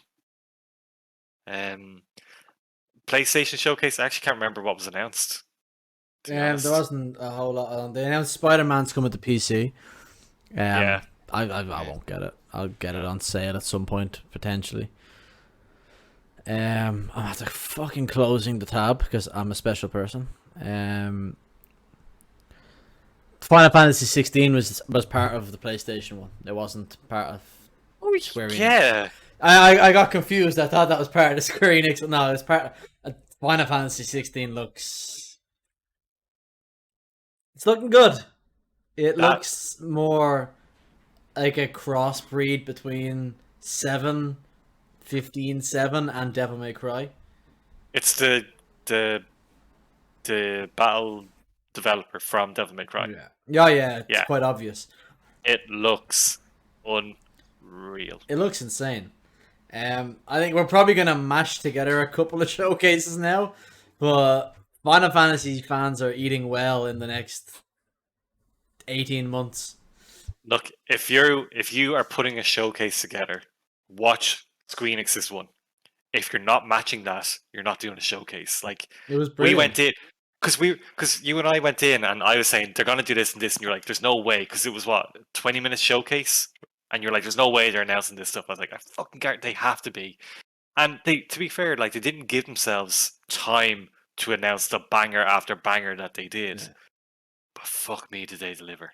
Yeah, depths, and it was even it was a here's something that you've wanted. It's a Crisis Core remake, and it was like, way, and then it's like, and it's out in the next 6 months. What? No way! And then it's like, oh, and they Columboed us. It was, oh, just one more thing, and it was a release window plus gameplay trailer for Final Fantasy, not trailer, but a gameplay segment for Final Fantasy VII Remake Part 2 and a title and information that it's a trilogy. And it was like, God damn, Square Enix, like, don't spend it all at once. Like, you could drag this, but no, it's like, cause we've got Crisis Core in Winter, December, winter, winter of this year, and then next summer we've got 16, and then we've got Rebirth, which is part in the 2 of the winter. Yeah. remake, next winter. So in this next 18 months, we have three Final Fantasy titles, full Final Fantasy titles coming out. Two of them are remakes, but they're much wanted remakes. And Like, between that, we also have Ever Crisis as well, which last year I wrote off completely. I was like, I'm not playing a fucking serialized mobile game. But the game, the battle system is 7 remake. Like, I wasn't expecting that in it. So I like to see more about it. But definitely that could be a nice little my tide only you over. my concern with that is how they're gonna monetize it. Oh, it's gonna be fucking like Yeah. $20 an episode and 400 episodes. Like, And there's you no don't way. unlock the upgrades. You can buy the different Buster Swords. You can buy the yeah. You know it's gonna happen. Actually, do you know what? The purple dress throughout the whole game. Oh, absolutely. No. Do you remember the conversation you dragged me into with Viper on Twitter last month about Yes, that was a Final great Fantasy, whatever it success. was? Yeah, Great thanks for that. success. But do you remember then we both were recommending to each other to Yeah. play like the mobile Final Fantasy games, and how I said play Final Fantasy Record Keeper because it's old school Final Fantasy nostalgia and it It's getting has a shut really, down. man, like literally a week after that, we got a notification in game saying end of service. I was Yeah. like It's what? a real What's this shit? problem. It's a real problem. Is the Yeah, loss of media? It's a real problem. Preservation of media is a real problem. that broke me for a solid 24 hours. I was like, There's gonna come a day where they do the same to Destiny. I know it made me think of that too. I was like, Vanilla. I mean, Destiny 1. yeah, There's gonna come a day where those servers are getting shut down. And I would be surprised if it's Lightfall. more than a few years away. I could imagine Lightfall being the time to cut that. Maybe the one after that. Maybe. It is I a can see different like game. It's a different game file, so it's not like it's impeding on two. But there's gonna come a time where they decide that those servers aren't worth it. maybe they'll just redo Destiny 1 and bring it into Destiny 2, and then we don't have to worry about the preservation because it's all Don't there. be ridiculous. I know. They're already Come taking on. out Destiny 2 stuff. They're not bringing in Destiny 1. And that they're replacing it with some Destiny ones. See, in Yeah. theory, they are doing that. They are bringing some stuff from Destiny 1 into Destiny 2. And maybe after they've brought the final raid in, which they've done one of them, they're doing another one in August or Oh, yeah. September. So maybe when they've done all of them, they might look at it Yeah. and go, cut our losses. It's gonna happen at some point. It's gonna happen. But anyway, go on. Sorry. No. So, what else is that Well, PlayStation? let's say just before we move on, then because we're talking about Final Oh, Fantasy. sorry, we're on Square Enix now. Go on. We're not moving on. Final Keep going. Fantasy Rebirth looked insane. Like that was gameplay they showed us, and it looked incredible, incredible. That's Unreal I Engine 5. It looks incredible. I cannot wait for summer 23 to the end of that year because you've got two beautiful looking Final Fantasy games. Full Two Final Fantasy completely, games, yeah, completely completely different different ones. in And everything, in team, in setting, in everything. Yeah. it's it's such a good time to be a Final Fantasy fan. And Rebirth, I don't know if I I can put didn't into think it'd words. be Like, out that soon. Like no, no, like I I was do getting agree with worried. you though. I think it's been delayed into 24. But Yeah, I don't think it's next winter 23. I think it's winter the start of 24, and it might yeah, even get a couple of month delay on added onto it. Like yeah, May makes sense to me. Sadly, May or June 24 makes more sense to me than January or February. Sadly, I was sorry. in my head. I have March, but yeah, we'll That's see. the end of winter. Yeah, Not to us Irish people. no, it's like. We go off a totally different calendar. We're weird. We go off the Celtic calendar. So, what about you? What other things stuck out for you during Key Tree or So I'll, Square Enix? I'll stop talking about Final Fantasy. By the way, can I just say I've never played Crisis Core, so I'm really excited to play Crisis Core. Really excited. Yeah, actually, do you know what? Even just talking about Crisis Core for a second, they're not changing a whole lot to it, which is nice because that the DMV, the Digital Mind View that they have, or DMW Digital Mind Wave system was so random and just silly that I'm glad they're keeping it in because I think everyone needs to experience just how weird it is. Like you're leveling up, not that it is random, but it's random. You have to hit 3 sevens and then you level Yeah. up in battle. It's crazy, but it's not like you accumulate experience in the background and so on. But it's such a strange system, and everyone needs to experience it. But the story in that game is so good, and I'm really happy it's coming out now, going into Rebirth, because clearly in Yeah. Rebirth they're It's putting more of an important. emphasis. Yeah, there's Yeah. an emphasis on Zack's story for some reason. I'm not even gonna speculate why, but Zack is becoming a It's key more person. fun to not speculate. Yeah, I want to like the remake was not what I expected at all, like a complete changing of the story. So I'm just happy to go in and experience Rebirth completely blind and be like, yeah, what is this? Give it to me. But I'm so glad for you that you'll get to experience Crisis Core in modern, more modern setting and hmm so close to when it's going to be really important. Yeah, it's exciting. Um, before we will obviously move on to the Xbox showcase, which was it was the default winner of this year's E3, I guess. E3. But the Capcom one was quite good as well. To be fair, they showed off Yeah, like actually. what they're doing there. That was a perfectly good showcase. I have actually I kind of put my toe into a couple of the Resident Evils and I just haven't gone back because something else came out that I wanted to play. But I played through the opening missions of 2 and 3 simultaneously.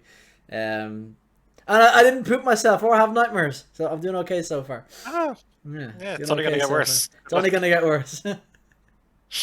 Yeah. So yeah.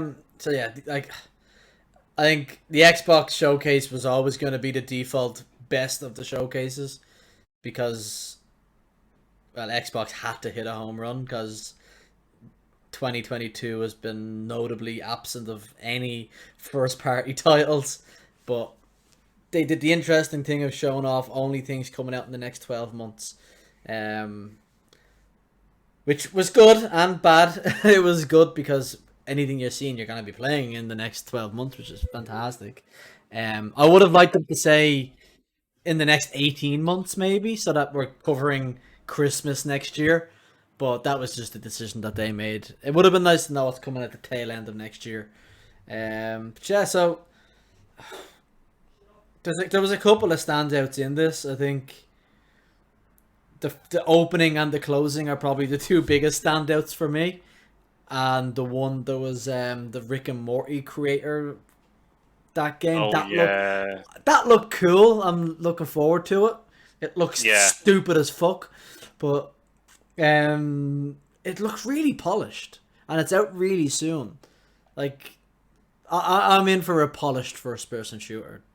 I mean, if it's on Game Pass, I'll play it. Like so. And it will be, so there you go. So So yeah, so I'll before we get into our argument, I'll talk about Redfall.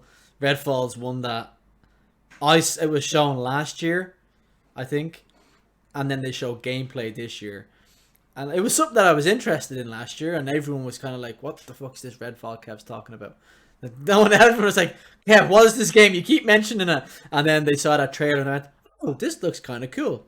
So it's kind of like it's a co-op campaign that can be played solo, open world vampire, go around shooting the vampires. Like, it looked interesting to me.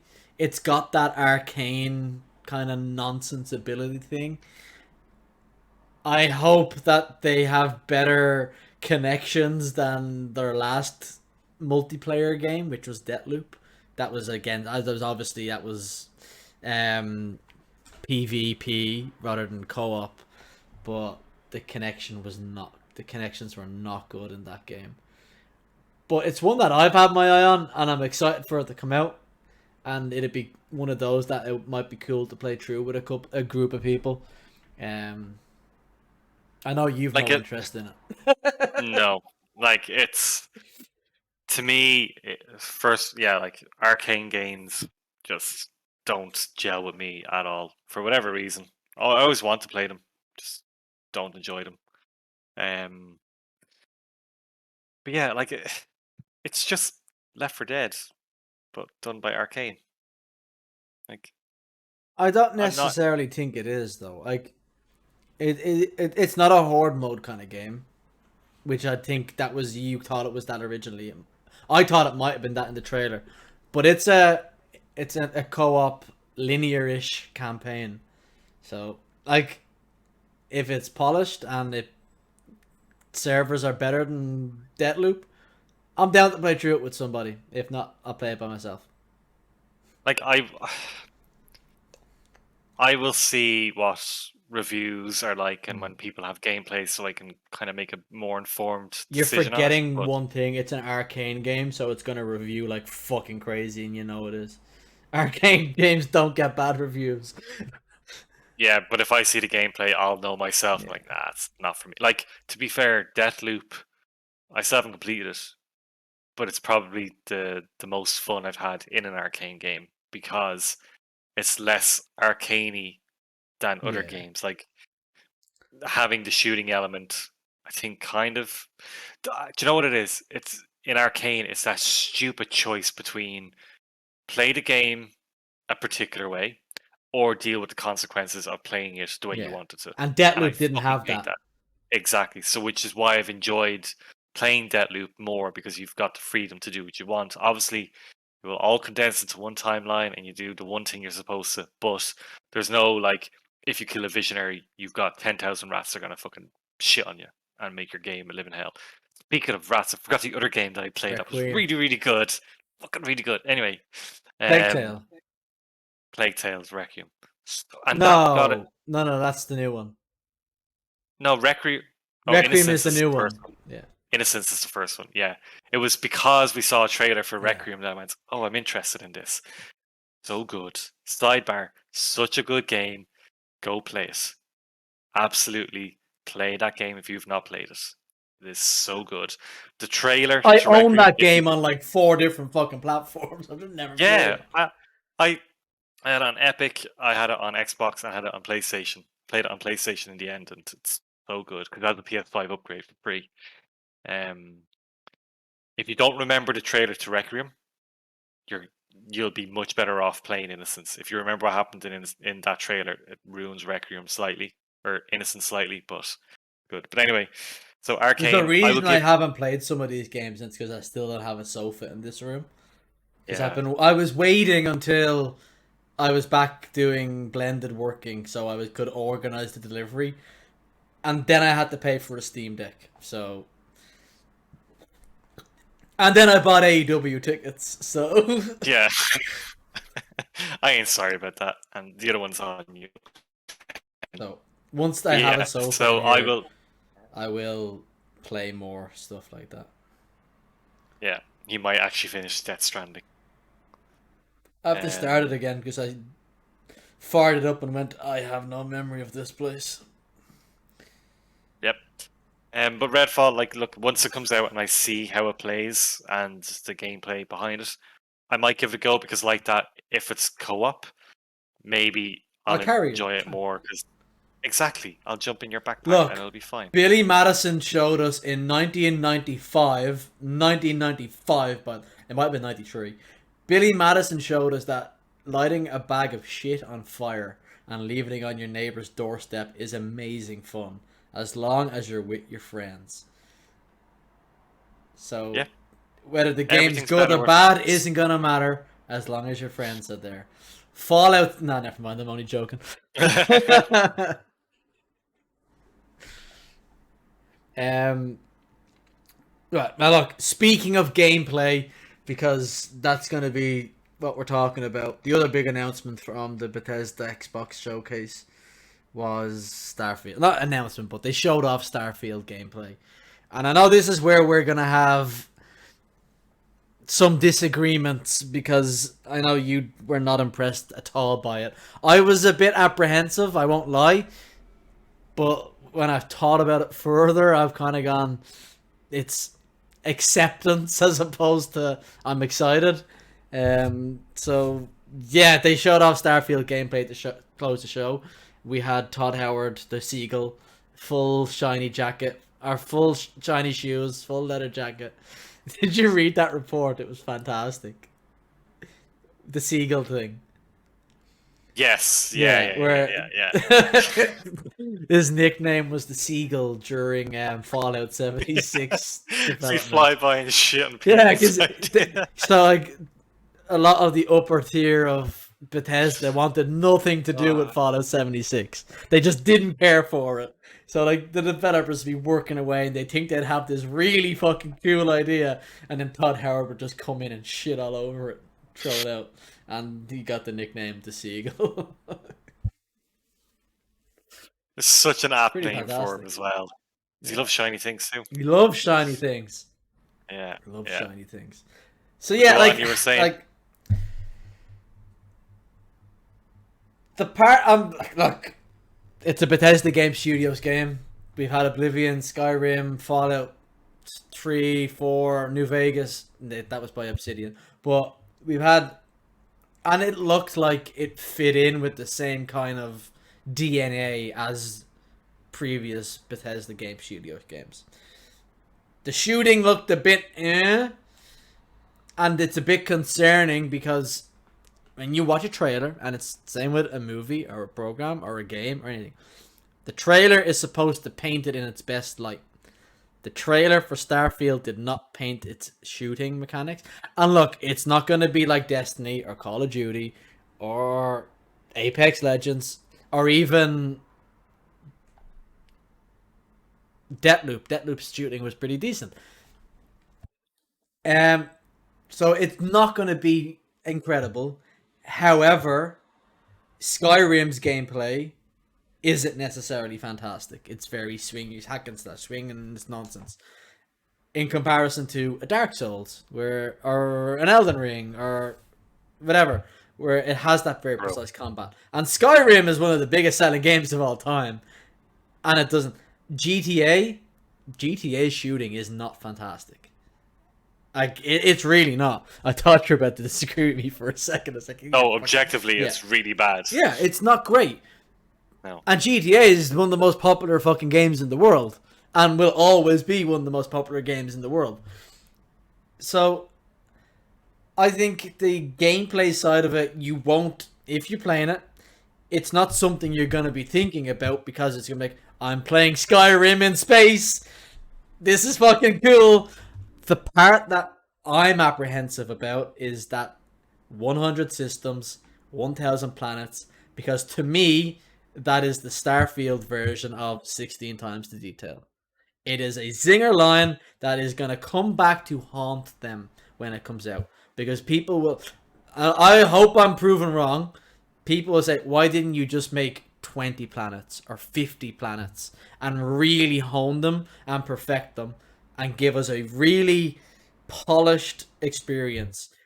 Whereas we might have 10 planets out of 1,000 being super polished, super cool, whatever. And the rest is just going to be. What's the word when it makes it for you? Oh, Generated. Procedurally generated. that's the Crap. one. Yeah. And I think that's where I'm apprehensive about. And it's also 1,000 planets. If you felt a bit of open world fatigue from playing fucking Elden Ring, you're gonna feel it here. But anything that can be covered by the, well, it's made by Bethesda Game Studios umbrella, I'm personally gonna forgive it because Oblivion falls under that same umbrella. It's one of my favorite games of all time. Is it probably gonna feel dated? Probably. But it's that Bethesda Game Studios DNA. And if you're expecting anything other than that, well, that's just setting yourself up to be pissed off at wasting your. No, it's on Game Pass, who cares? True. Yeah. And that's kind of how I feel about it. It's, yes, I was apprehensive about the gameplay. Yes, I was very apprehensive about that sub 30 FPS performance. I'm apprehensive about the planets, but it's a Bethesda game. If they can tell me a good story and keep me not logging back in, but keep me firing that game up over and over again, I'm not going to be complaining about those things. I don't think it's going to win any Game of the Year awards the way Skyrim did. I don't think we'll be playing Starfield in 10 years' time the way we have with Skyrim. We'll still be playing Skyrim. The 50th release, anniversary I release. guarantee it. We will find somewhere in Starfield that's a terminal that you can play Skyrim on. There's I really 100%. hope so. I really 100%. hope so. That'd be There fantastic. is Skyrim built into something, just for the meme. Even if it's just the part where you wake up. That oh, so you're awake, stranger. Just that. Guaranteed something that'll be in it. I hope they've done something like that. It's 100% in there. But Yeah. to go back to your points, so as you said, a trailer is supposed to be your best foot forward. Like, sometimes you lie. You show something that isn't there. You show better performance, and you put that little bit at the bottom that says The "Non actual Ubisoft gameplay." way. Yeah. Exactly. They lie to your customers and hope they don't realize that when it releases. But I still remember when The Division was shown and then The Division released.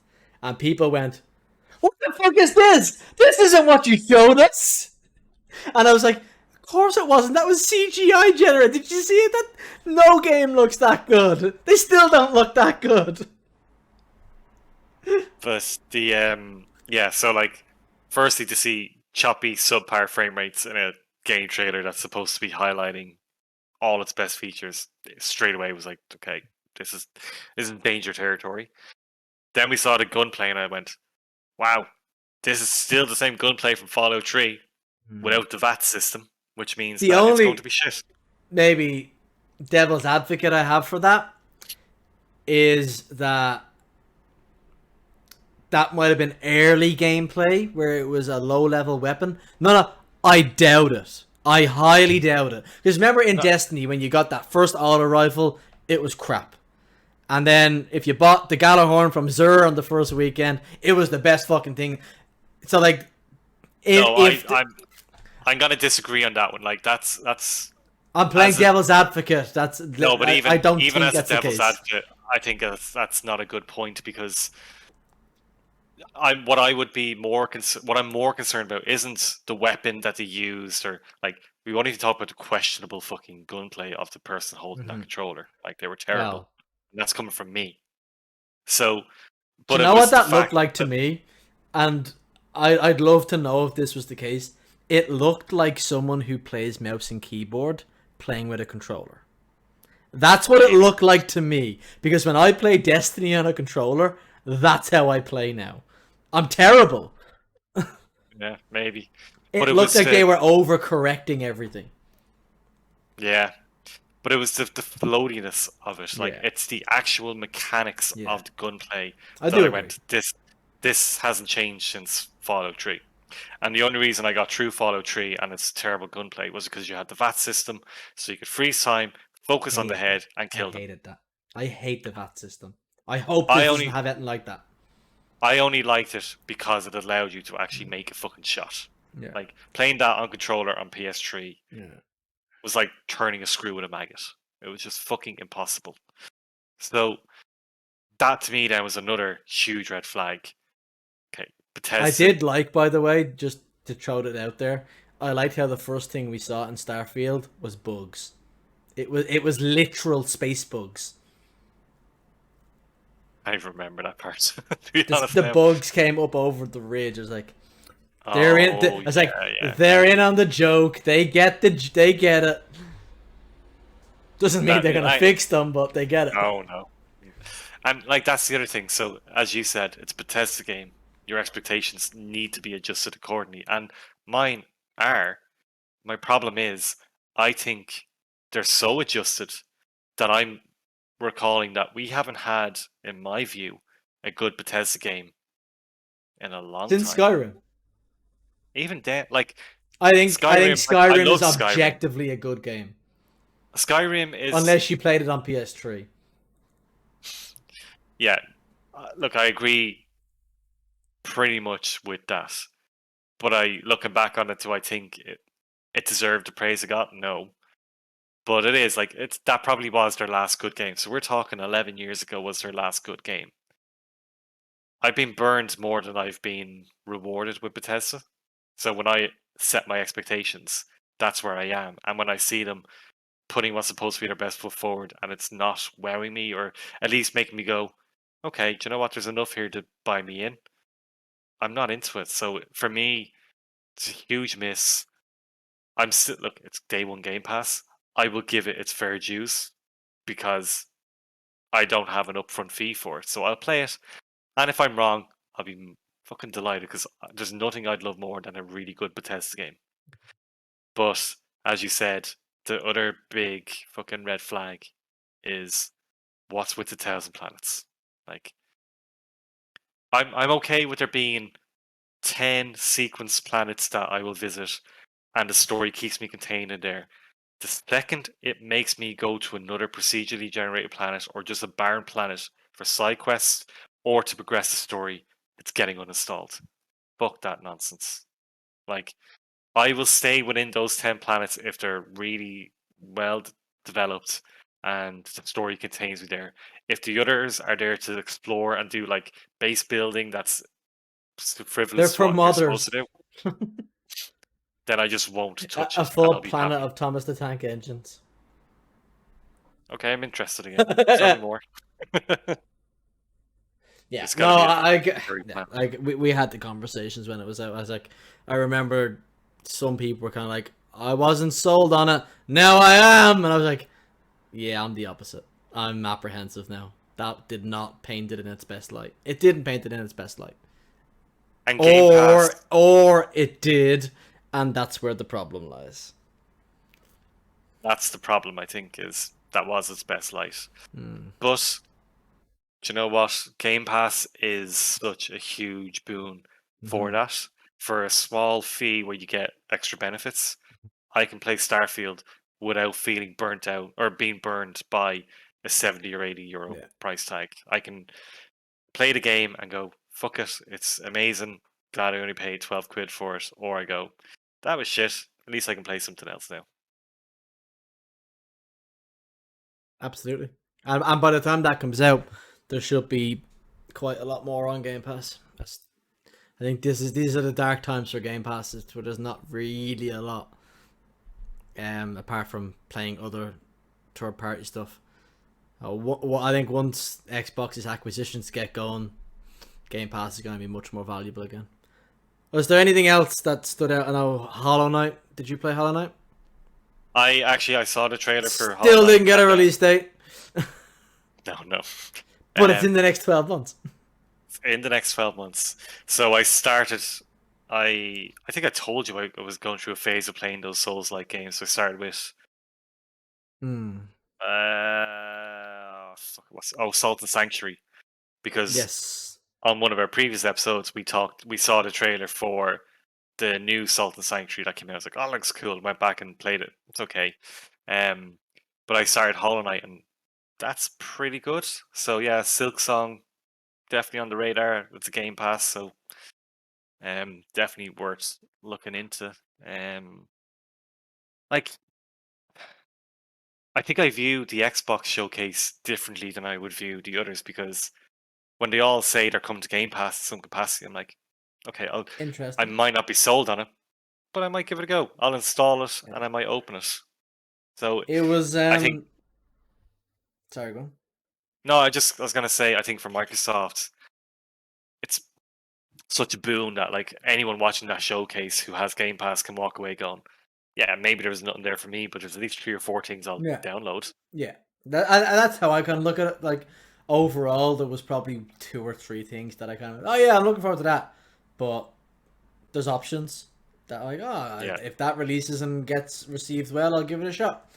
And then there was lots of us, like, if you're a horror fan, this summer Oh was yeah. incredible for you. This Callisto Protocol, there's the Resident Evil stuff, there's No Silent Hill. There was that other one that Yeah. Gordon's does the soundtrack for. Can't think of the name of it. Routine. Yeah, and there's Fort Solace is another one that looks Fort interesting. Solace. That's with Troy Baker and the other. I can't think of the other guy's name. So like, there was plenty announced and it was a good show, but yeah. I assume the one thing we're both looking forward to that was announced is the exact same thing, and that's Final Fantasy VII Rebirth. Yeah, And Crisis Core and remake. Crisis Core. Hmm. Like I know you said uh, a while ago that Xbox are the default winners, but honestly, it's Square Enix for me. Yeah, Like, like I think Xbox obviously are the default winners because they had so much and it's all out in the next 12 months and blah blah blah.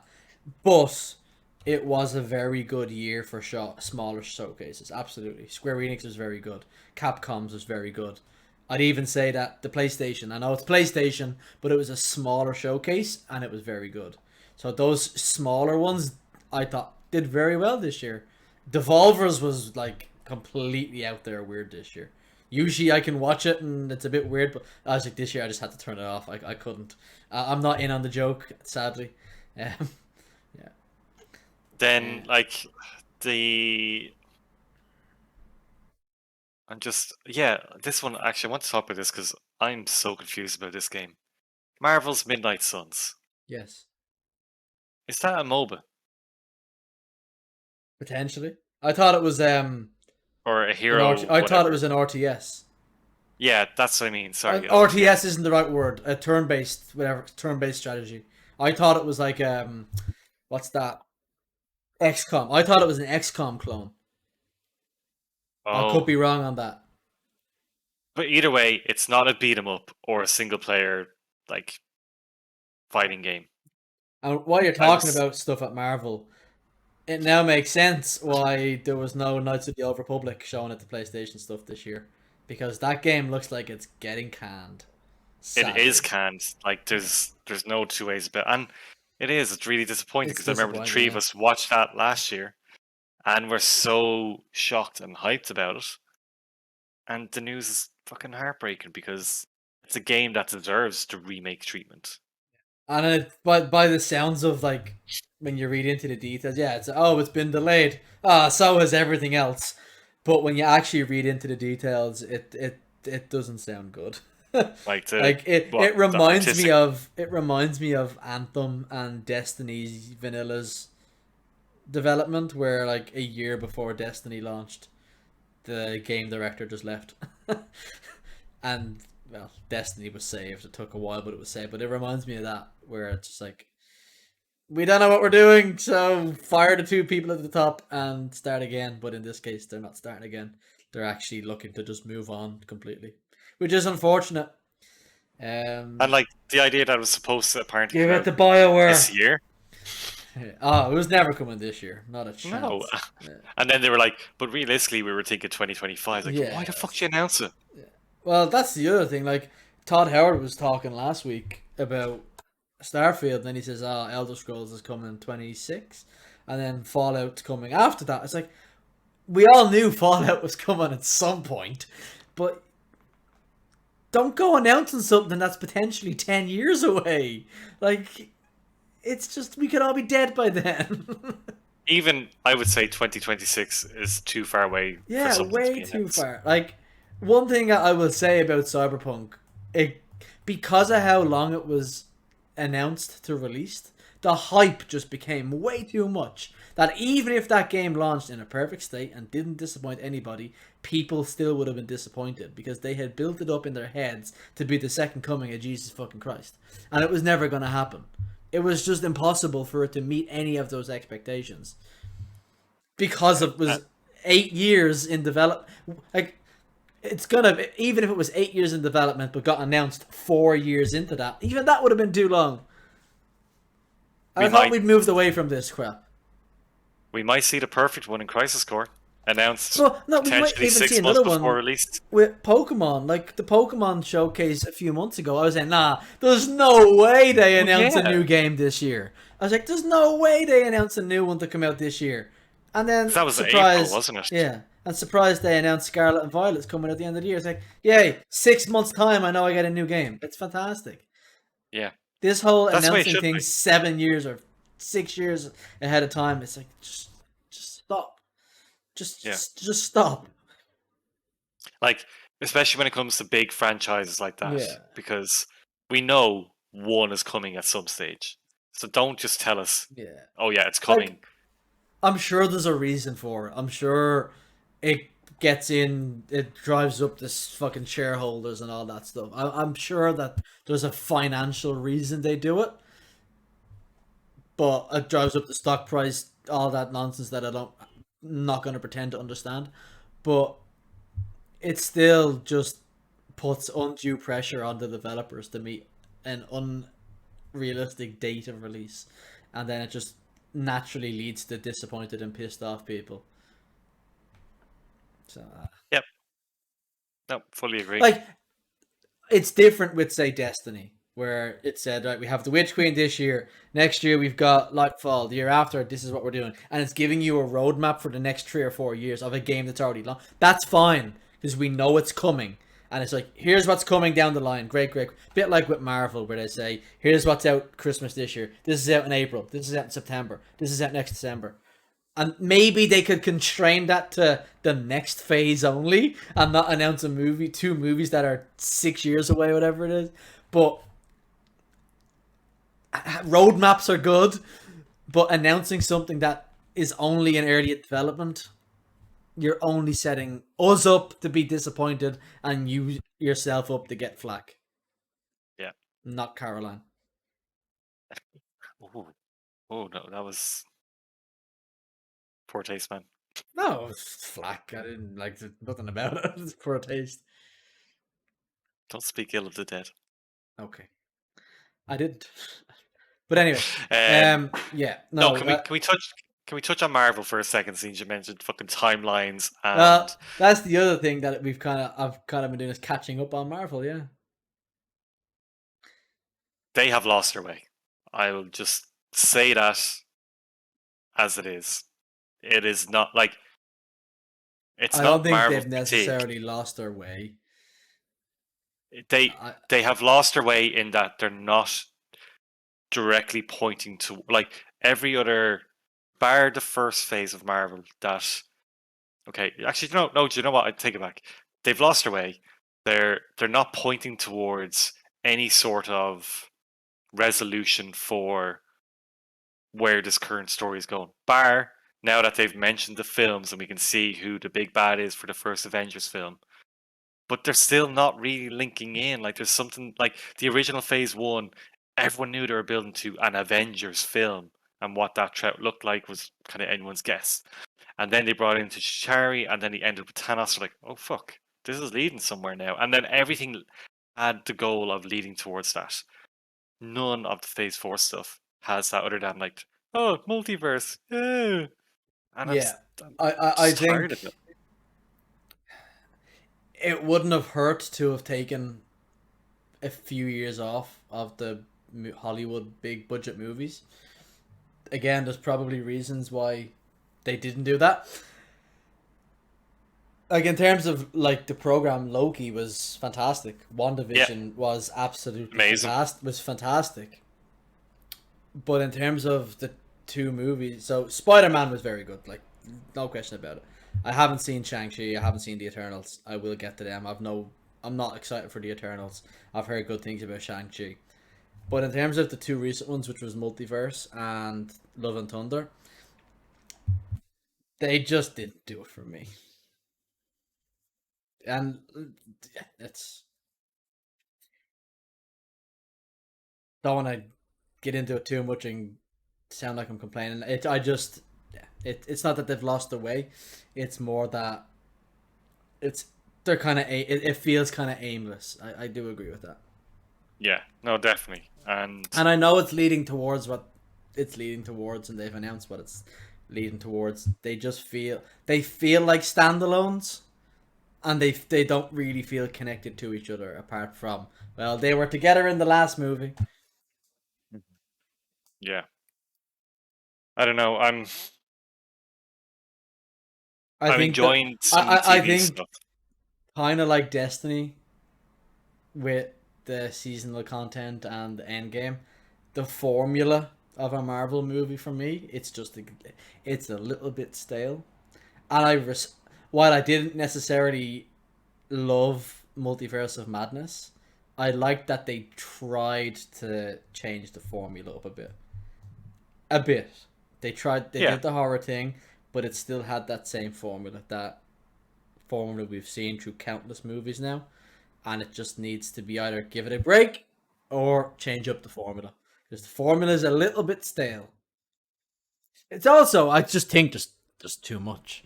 Like there's too much Marvel stuff coming out. Like I feel like our generation is living from Marvel movie to Marvel movie, Marvel release to Marvel release at a time. It's like, yeah, what's the next one? Ah, that one's out in November. Great. That one's out in February. Great. That one's. It's like we're living one Marvel release at a time. I just think it's an overload of stuff, and it's the same with every fucking like not every, but there's so many developers making a Star Wars game now. There's too much. There's too much. It's all filler, no killer. It's there's a lot, but none of it is incredible, and it's the same with Marvel at the moment. It's yeah, you're getting stuff, you're getting this movie, that program, but none of it's like is fantastic. Like Ragnarok was fantastic, Winter Soldier, absolutely incredible, and they were spaced out a bit more. But now we're getting one every 4 or 5 months, and they're fine, they're good, they're enjoyable, they're easy watch. But I'm not leaving it going. Yes, I love that. That was great, and it's the same with the Star Wars stuff. Aside from um, Jedi Fallen Order, brilliant. Rogue Squadron, brilliant. But now there's all this other stuff coming out that's just like, is there a need for it? And the same with Midnight Suns. Is there a need for it, or is it we want to make this game and it needs Marvel in it? Okay. yeah. No, I agree. And yeah, I'm just kind of. I'll still watch the stuff, but I'm just a bit like, ugh. I could. I just wish they were better. That's all. Better movies overall. Yeah. But anyway, have you started going back to the cinema properly now, Yeah, or a little bit. Yeah. Not do as you much as still have not as your? much as I'd like, but I have Do you started have going your back. Cineworld Yeah. pass? Do you? Yeah, I got to OmniPass there Yeah, it's grand. 4 months ago. It's great. No, they're great. No, we started going back. Not as much as we'd like. It's just kind of no. It's one of those things that, and it's more my fault than Louise's fault. To be fair, it's me who's the lazy one. But it's like you just kind of get into your rhythm. It's like I work from home today. I work in the office tomorrow. I have football training. I work in the office. I'm working at home. I have a match Sunday, so I want to relax on Saturday. And it's you get into your rhythm, and breaking that rhythm is a struggle. And then it's like I'm walking the dog this morning, you walking this evening. You do it tomorrow morning, I'll do the evening. And then it's trying to fit in extra activities on top of all that. It's just yeah. And then it's on top of what's gone on. It's just it's hard to motivate sometimes. Yeah. You Oh, just get it. I know. It's not stuck in a rut. Isn't the right way to put it, but it's stuck in a just stuck in a pattern. It's hard to break the inertia. Yeah. But yeah. Yeah. Where are we on our topics Well, now? Are I we? think we probably hit the end. Naturally, hit the end of it there. We won't get into any Well, rants about the news because there's a lot of news that's come out in the last 6 or 7 months. but I do Um, want to ask you a question go on. because we raised at the start, and I asked you a couple of weeks ago, and I haven't followed up. Where are you in Mistborn? Not very far. Did you Chapter get? 2 or 3. Need to keep reading it. Like, what are your initial impressions actually? Since It's a yeah, book. let's. I'm interested in where it's going. Um, I can't really make initial impressions because I haven't read enough. What's happened so far? Because I can't remember the start of Um, the book. there was a guy owned, I'm gonna say, a plantation. He had a load of slaves. Another guy showed up and butchered everybody and freed the slaves. Yes. Oh, okay. Yeah, yeah, yeah. That's That's basically it. that's that's literally chapter one. Yeah, I know. That's what I said. I'm on like I've only read Chapter like two. 2 chapters. No, you've read the foreword and then chapter one. Oh, this isn't it. That's the next book. That's. So Oh, you bought the next one. I had a voucher for a bookshop, so I went in and bought a couple books. Yeah. I will get to it. I was reading it in work during my lunch and stuff like that, but it just became easier to just watch YouTube videos. Um, I will get back to it. I promise. Do you'll Oh, really I really will. enjoy I it? will. I will. Yeah. Yeah. No, I will. Yeah. Right. That's all I wanted to ask you. You can fuck off now. All right. So yeah, I look. We can probably bring it to a natural end there. Um, it's been nice talking about games. Just taking time out in the evening just to chat and not be. So one thing that I've this me being vulnerable again, I guess, is one thing that I've found really difficult over the last few months is that feeling of loneliness.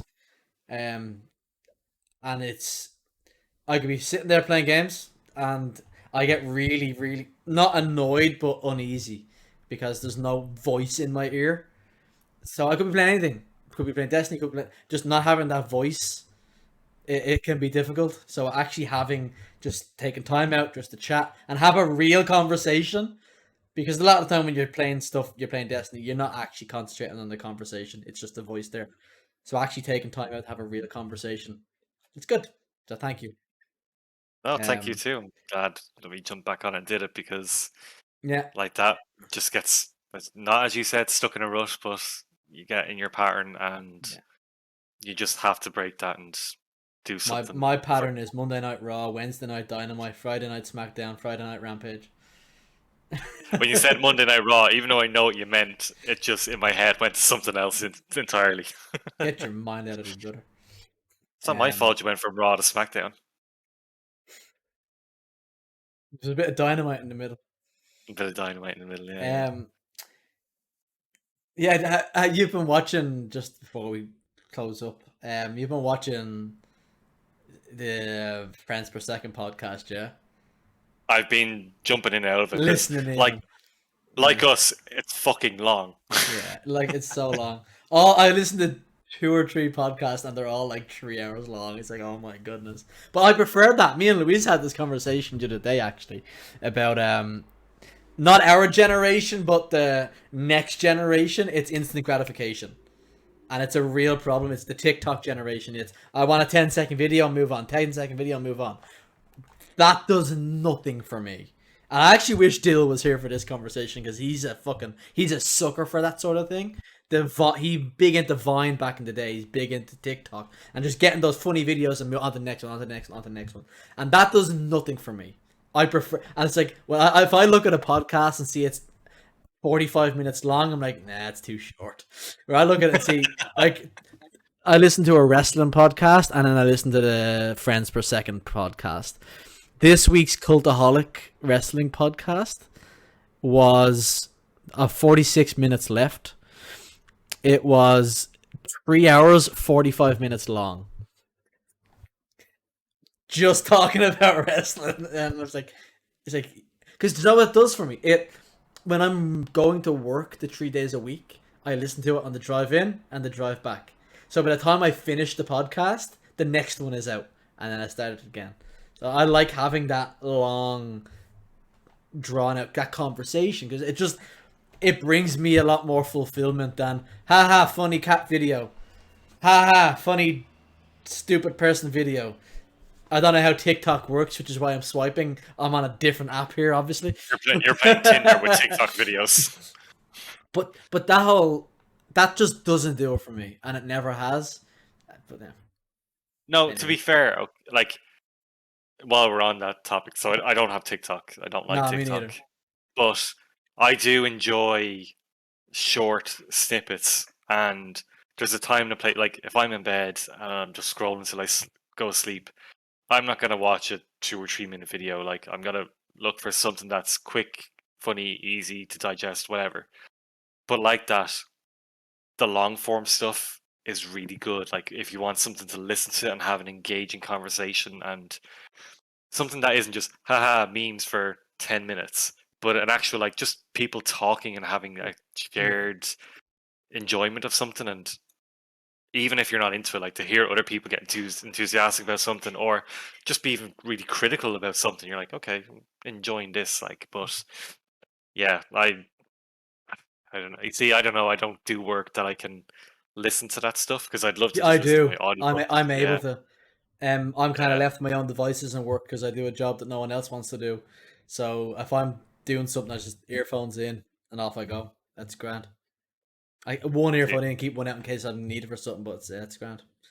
yeah. But what I I was don't. gonna say was the end line of the Friends Per Second podcast cracks me up so much. The tie your shoes and go to bed. It's so stupid.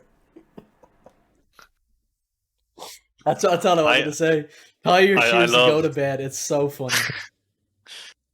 We can't. We won't have a catchy one like that. No. But I will say the fact that they just took FPS and then called it frames per second, Not bad. genius, Very genius. good. Because I remember we were thinking about names for this, and we had loads, and we just went with Livewire because we were fucking lazy. And See, I was planning ahead because Livewire is also a wrestling term, so it could be used for it's also a Motley Crue term, so it could be used for music. And I was thinking that. Anyway, no, I you're wasn't. thinking of the I actually you're wasn't. thinking of the Kevaverse of podcasts. Kevaverse. Yeah, Yeah. Anyway, that's been we shall season call it 2, there. episode 1. Yeah, season 2, episode 1, also known as episode 41, whichever one it is. I did like Depends. how Are we we, ended on a nice round number, and now I've fucked it all up. So yeah, I don't think we'll be doing it as frequently as last time. I think that just didn't work towards the end because of other commitments. So we might do. We'll see how it works out. We might just say, "Hey, you want to do it next week? Okay, what day?" And we'll if there's try and make something it on, like, isn't there some announcement next week? potentially. There could be something coming up. Feel like there's something soon that, We'll look at yeah. it. There's a few coming up towards the end of the summer anyway. Um. So yeah, I'll talk more about AEW next week when I have more to talk about. It's Wednesday You, night tonight, so you literally had a every night, every night from now on is a night that Kenny Omega can come back, and I'm really happy about it. Is that the guy who did his shoulder in? He had all sorts wrong with him. It's a shoulder. He fucking was getting vertigo. He had a sports hernia. All sorts of nonsense. He's been out since last Christmas. But he's due back any day soon, so it's exciting. And that's why he's just without any further ado. I bid you goodbye and good night. Pirate Gotta call it shoelaces? there. Till next time. Bye.